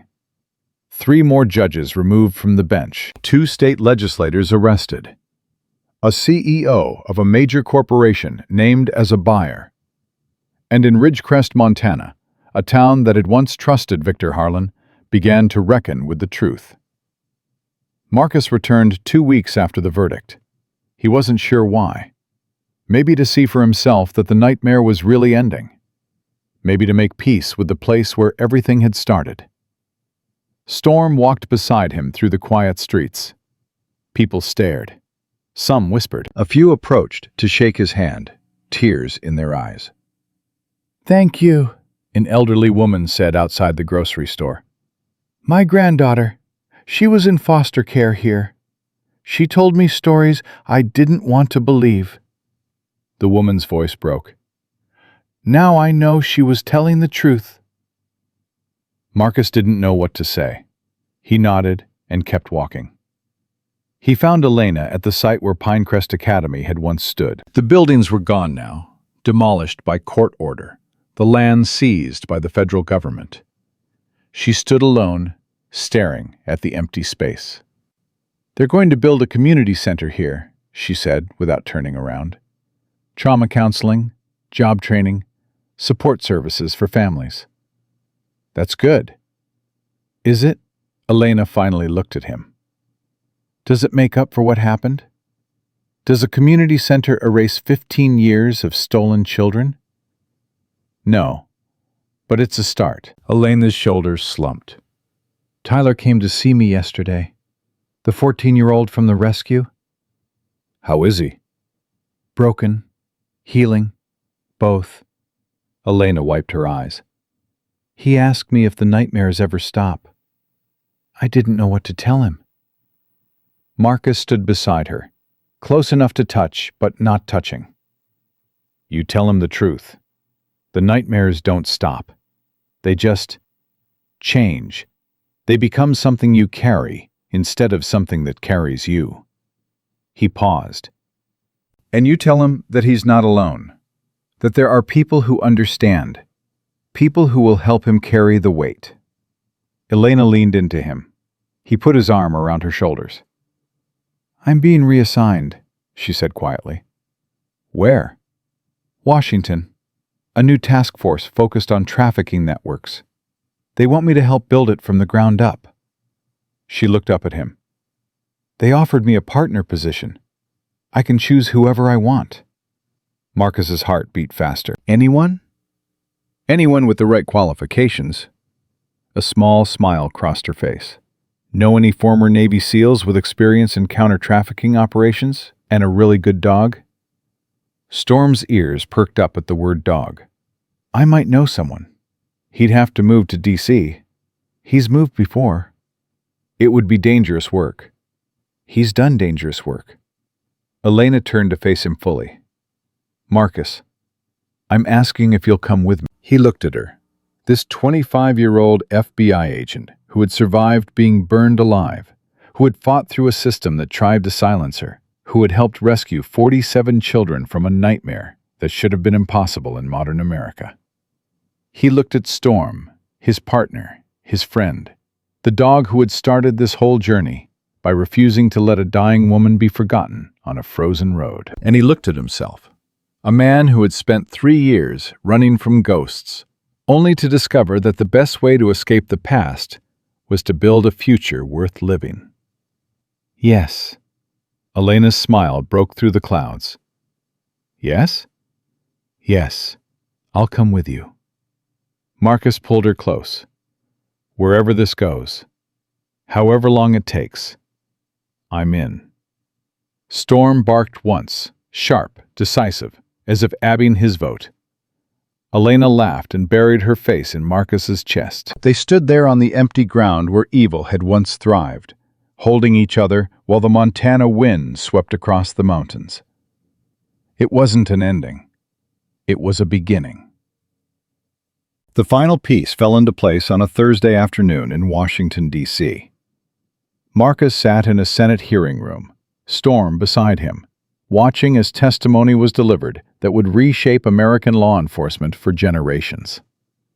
The Children's Protection and Accountability Act, drafted in response to the Harlan case, was about to pass with overwhelming bipartisan support.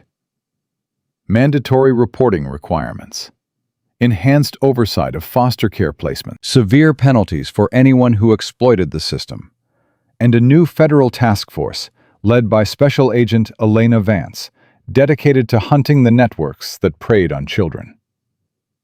Elena approached the microphone for her testimony. Her arms were healed now, scarred but functional. Her voice was strong. 3 months ago, I was a junior agent with a theory no one believed. I drove alone into the mountains because I couldn't trust anyone in my own bureau. Someone tried to kill me. They burned my car, burned my arms, and left me to die on a frozen road. She paused, met Marcus's eyes across the room.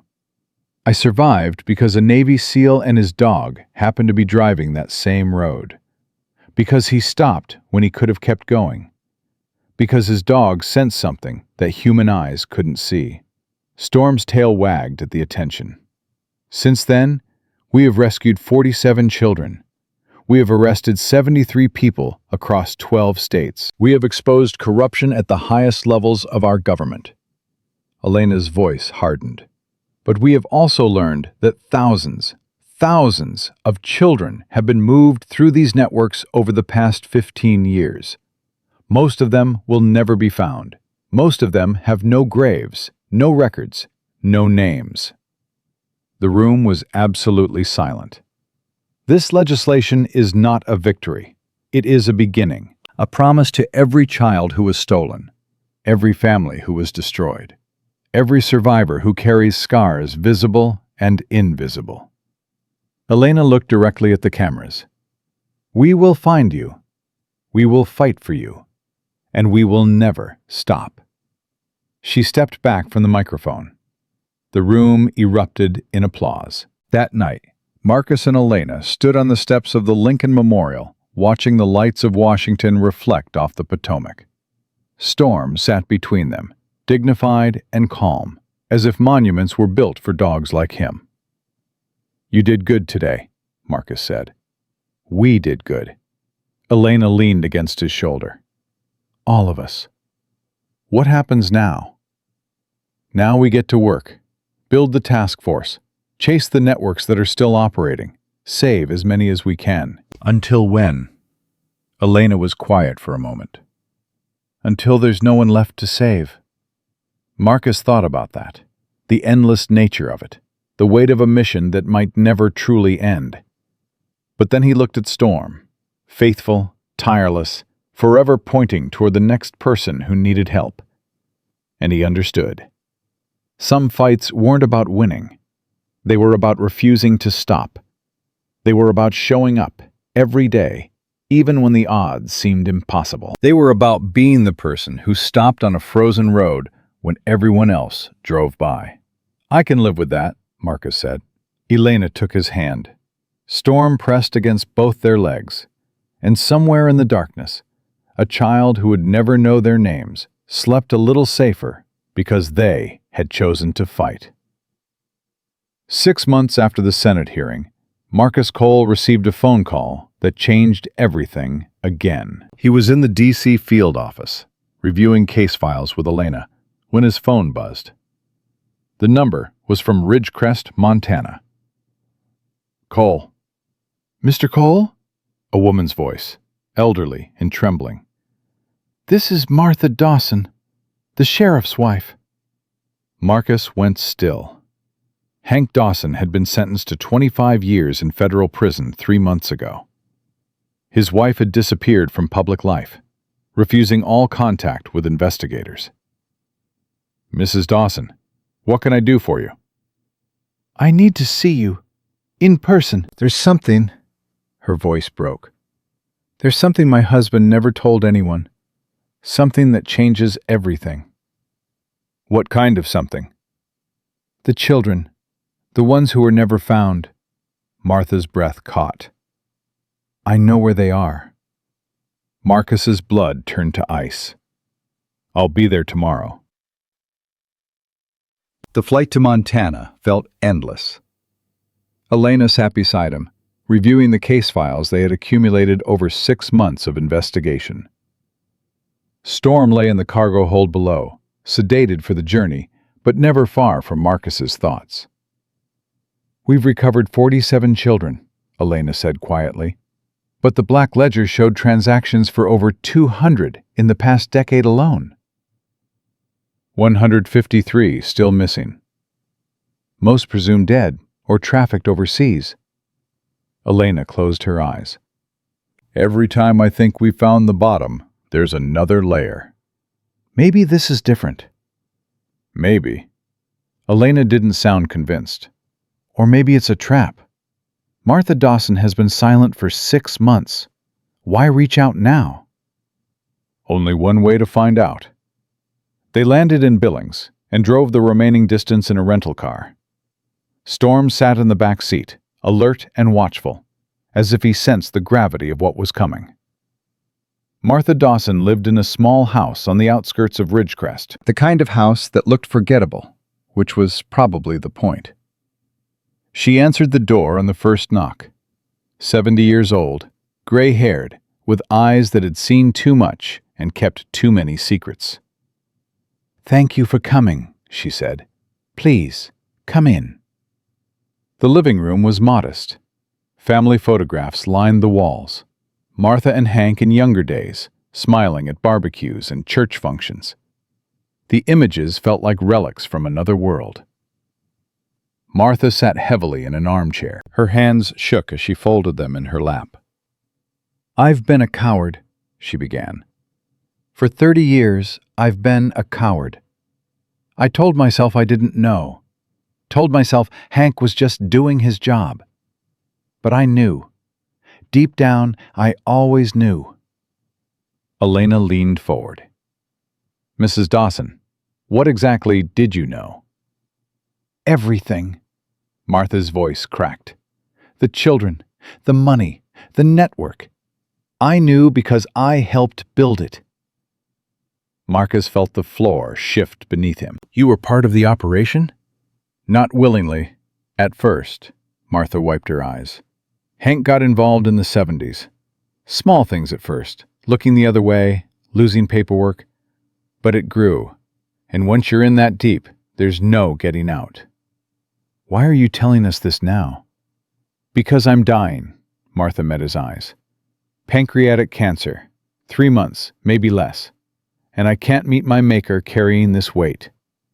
She reached beneath her chair and pulled out a leather-bound journal. "This is everything. Names, dates, locations, including the ones who never made it into Harlan's records." Her hands trembled as she held it out. "Including the burial sites." Elena took the journal like it might explode. "Burial sites?" "Not all the children were sold." Martha's voice dropped to a whisper. "Some were damaged, too broken to be useful. They were disposed of, quietly, in places no one would ever look." Marcus felt sick. "How many?" 37. "Over the past 20 years. Martha was crying now, tears streaming down her weathered face. "I helped bury 3 of them myself.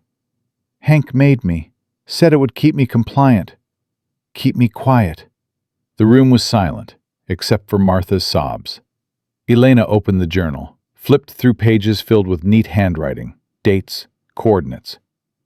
"These locations, they're scattered across 3 counties.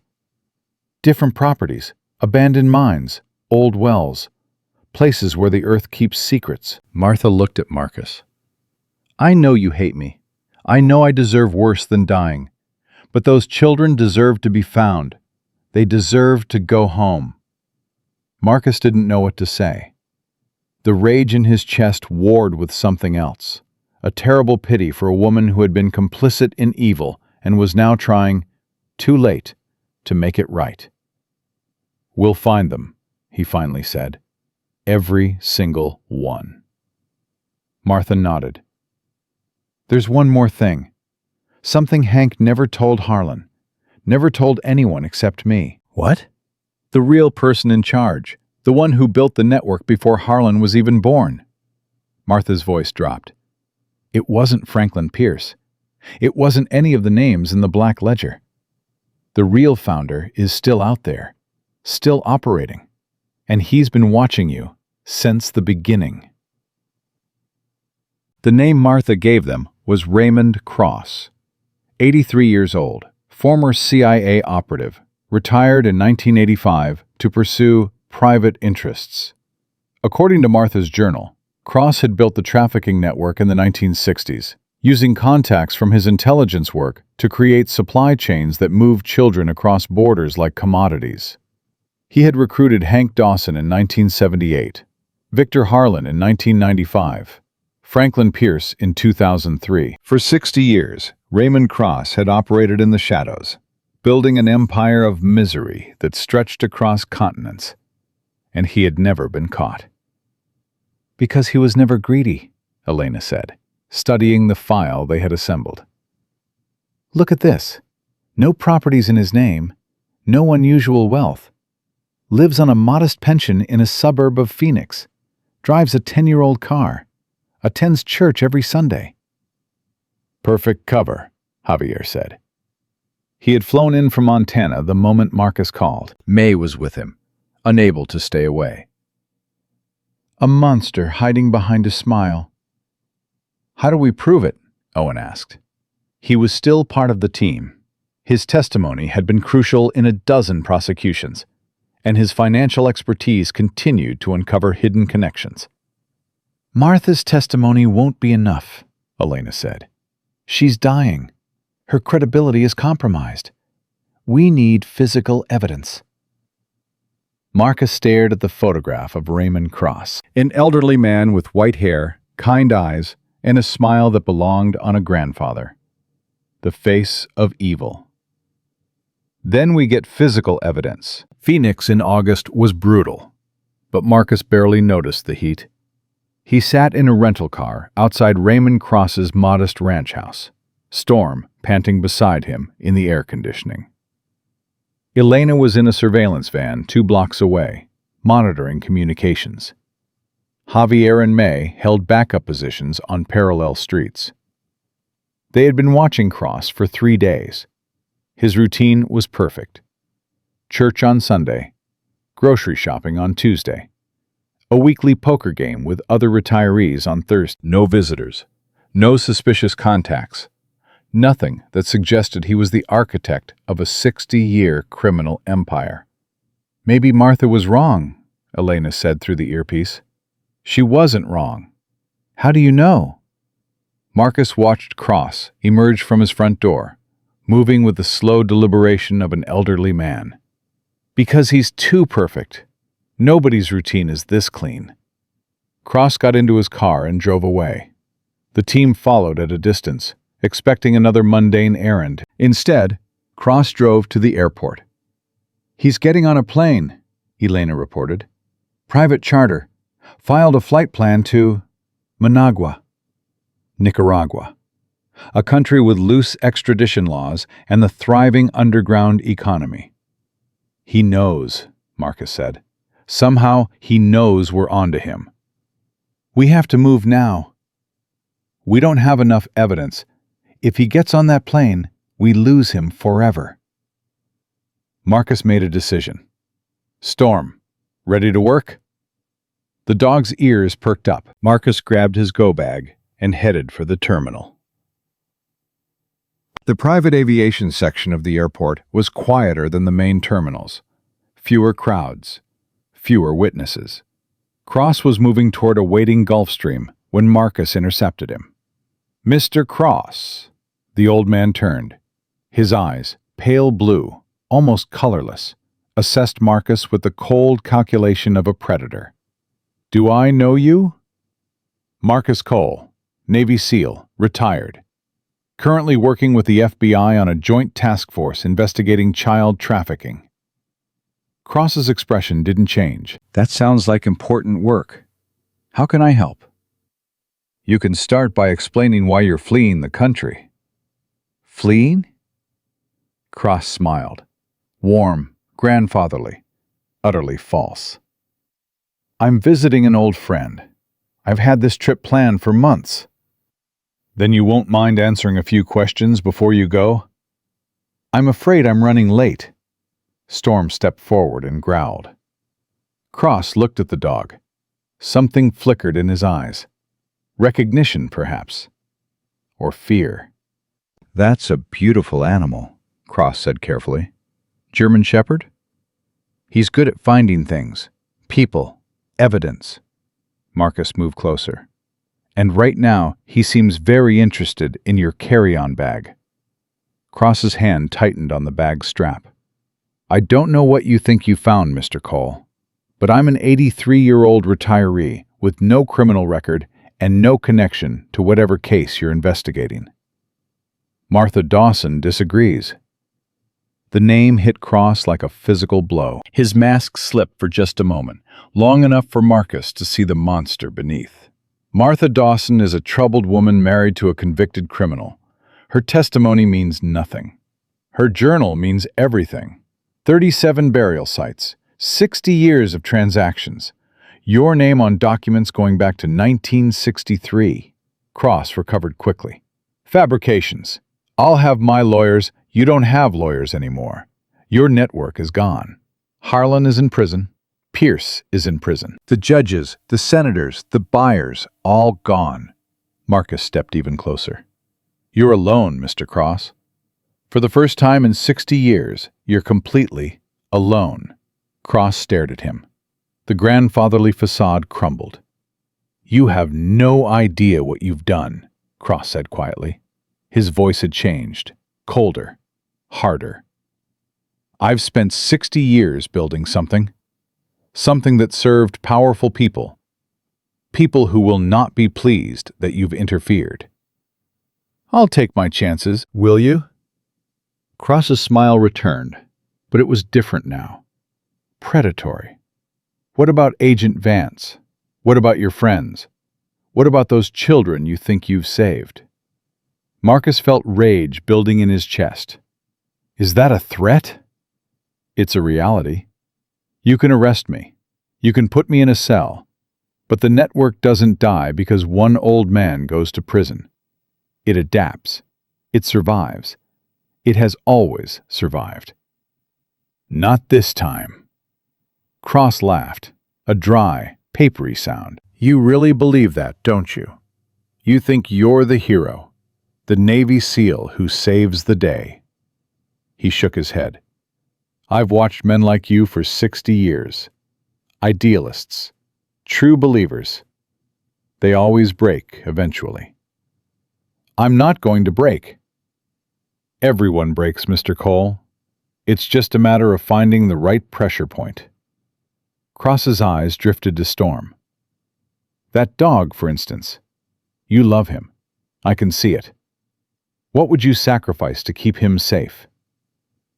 Marcus's fists clenched. Or Agent Vance, young, passionate, already scarred from her last encounter with my organization.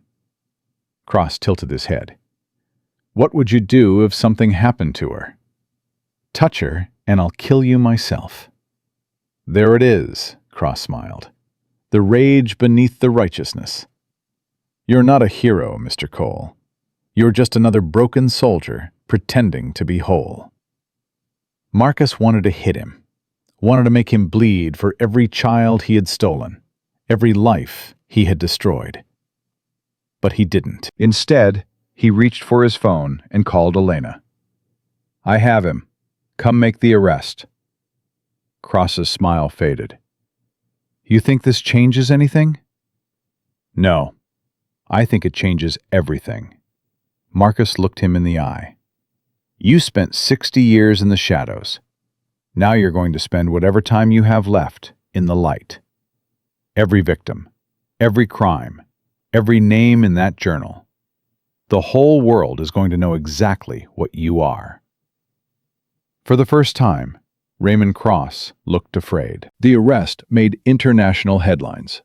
Trafficking mastermind captured after 6 decades. FBI credits. Navy SEAL and K-9 for breakthrough. The story dominated news cycles for weeks. Martha Dawson's journal was authenticated. The burial sites were excavated. 37 sets of remains were recovered. Children who had been missing for decades, finally going home. Raymond Cross was charged with 147 counts spanning federal and international jurisdictions. His trial would take years. His conviction was certain. But for Marcus, the moment that mattered most came on a quiet Tuesday afternoon in Ridgecrest. The community center had been built on the site where Pinecrest Academy once stood. It was dedicated to trauma recovery, job training, and family services. Everything Harlan's camp had pretended to be, made real. Marcus stood at the entrance with Elena, watching families stream in for the dedication ceremony. Storm sat between them, dignified and calm. You okay? Elena asked. Yeah, just thinking. About what? About that night, the road, the fire. Marcus looked at her. If Storm hadn't pulled me off the highway, none of this would have happened. You would have died. The children would have disappeared. Cross would still be operating. Elena took his hand. But Storm did pull you over, and you did stop. And here we are. Here we are. A voice called out from the crowd. Mr. Cole! Marcus turned. Tyler, the 14-year-old who had protected the younger children in that basement, walked toward him. He was 16 now, taller, stronger, still carrying scars, but no longer defined by them. "Tyler," Marcus shook his hand. "You look good." "I feel good, most days." Tyler's eyes went to Storm. "Can I?" "Of course." Tyler knelt and wrapped his arms around the German shepherd. Storm leaned into the embrace, tail wagging gently. "I never thanked you properly," Tyler said, looking up at Marcus. "That night, when you came into the basement, I thought it was over. I thought we were going to disappear like the others. And then you showed up with this dog, and I knew," his voice cracked, "I knew we were going to be okay." Marcus felt his throat tighten. "You protected those kids, Tyler. You're the reason they made it." "We protected them together." Tyler stood. "I'm starting college next fall. Criminal justice. I want to do what you do, what Agent Vance does." Elena smiled. "The Bureau could use more people like you." "I don't know about that, but I know I can't just go back to normal. After what happened, after what I saw." Tyler's jaw set with determination. "I have to do something. I have to help." Marcus put a hand on the young man's shoulder. "That's exactly how I felt after Afghanistan. Like I couldn't just walk away." He paused. "It's a hard path, Tyler. It takes everything you have. But it's worth it." "I know." Tyler looked at the community center. "Every time I see a kid smile who was saved from something terrible, I know it's worth it." The ceremony was simple but powerful. The mayor spoke. The governor sent a video message. Survivors shared their stories, carefully, protected by counselors, with faces blurred for privacy. And then it was Marcus's turn. He hadn't planned to speak, but when the organizers asked, he couldn't say no. He stood at the podium, Storm at his side, and looked out at the crowd. Survivors, families, law enforcement officers, journalists, regular citizens who had come to witness something meaningful. "6 months ago," Marcus began, "I was driving through these mountains at midnight. I wasn't looking for anything. I wasn't trying to be a hero. I was just running. From nightmares, from memories, from a life that felt like it had ended the day I came home from war." He paused. "My dog had different plans." A soft laugh rippled through the crowd. "Storm pulled me off that road, made me stop, made me look. And what I found was a woman dying in the snow, an FBI agent who had been hunting a monster nobody else believed existed." Marcus looked at Elena. She could have given up. She could have died that night and let the secret die with her. But she didn't. She fought. And because she fought, 47 children are alive today. Applause. Elena wiped her eyes. "I want to tell you something important," Marcus continued. "Something I've learned in the past 6 months. Evil eye doesn't win because it's stronger than good. Evil wins when good people choose not to see. When we drive past instead of stopping. When we tell ourselves it's someone else's problem. When we convince ourselves that one person can't make a difference." He leaned forward. "One person can make a difference. One FBI agent with a theory nobody believed. One accountant who kept records when he could have destroyed them. One old man who remembered a forgotten tunnel. One dog who refused to ignore what his senses knew." Storm's tail wagged. "And here's the truth that shocked this town. The truth that I hope shocks everyone listening. The monsters who hurt these children weren't strangers. They were neighbors, business owners, law enforcement, pillars of the community. They smiled at church and donated to schools and shook hands at parades. They looked like everyone else." The crowd was absolutely silent. "That means stopping them requires everyone else. It requires us to pay attention, to trust our instincts, to speak up when something feels wrong, To be the person who stops on a frozen road when it would be easier to keep driving. Marcus stepped back from the podium. Those 37 children we found in unmarked graves, they didn't have anyone who stopped for them. They disappeared because the world looked away. But the 47 we saved, and the thousands more who will be saved because of what we've started here, they prove that it doesn't have to be this way. We can choose differently. We can be better. He looked at Storm. My dog taught me that. He pulled me towards someone who needed help, and he didn't let go until I understood. That's all any of us has to do. Find someone who needs help. Don't let go. Marcus stepped away from the microphone. The applause was thunderous. That night, Marcus and Elena stood outside the community center, watching the last of the crowd disperse. Storm lay at their feet, finally resting after the longest journey of all their lives. What happens now? Elena asked. Now, we keep going. There are more networks, more children, more monsters hiding behind smiles.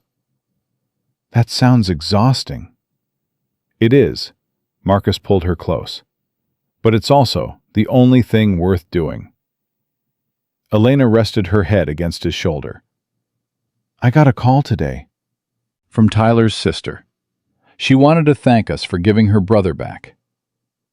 What did you tell her? I told her that Tyler saved himself. We just opened the door. Storm lifted his head and looked at them both. His brown eyes were wise, knowing, the eyes of a creature who had seen the worst of humanity and still believed in the best. Marcus reached down and scratched behind the dog's ears. Good boy, he said. Good boy. Storm's tail thumped against the ground, and somewhere in the darkness, in cities and towns across the country, other dogs were pulling their owners toward frozen roads. Other agents were chasing theories nobody believed. Other witnesses were keeping records that might someday matter. The network was broken, but evil was not defeated. It never would be. But neither would the people who chose to fight it. That was the truth that shocked the entire town, and the truth that would save countless lives for generations to come. Some battles are never won, but the refusal to stop fighting, that is the only victory that matters. Marcus Cole walked out of Ridgecrest with Elena Vance beside him and Storm at his heel. He didn't know what tomorrow would bring. He didn't know how many more children needed saving, how many more monsters needed stopping, how many more roads he would have to walk before his journey ended. But he knew one thing with absolute certainty. He would never stop. Not while there were children who needed protecting. Not while there were monsters who needed exposing. Not while there was breath in his lungs and a dog at his side who refused to let the world look away. This is what it means to choose good over comfort.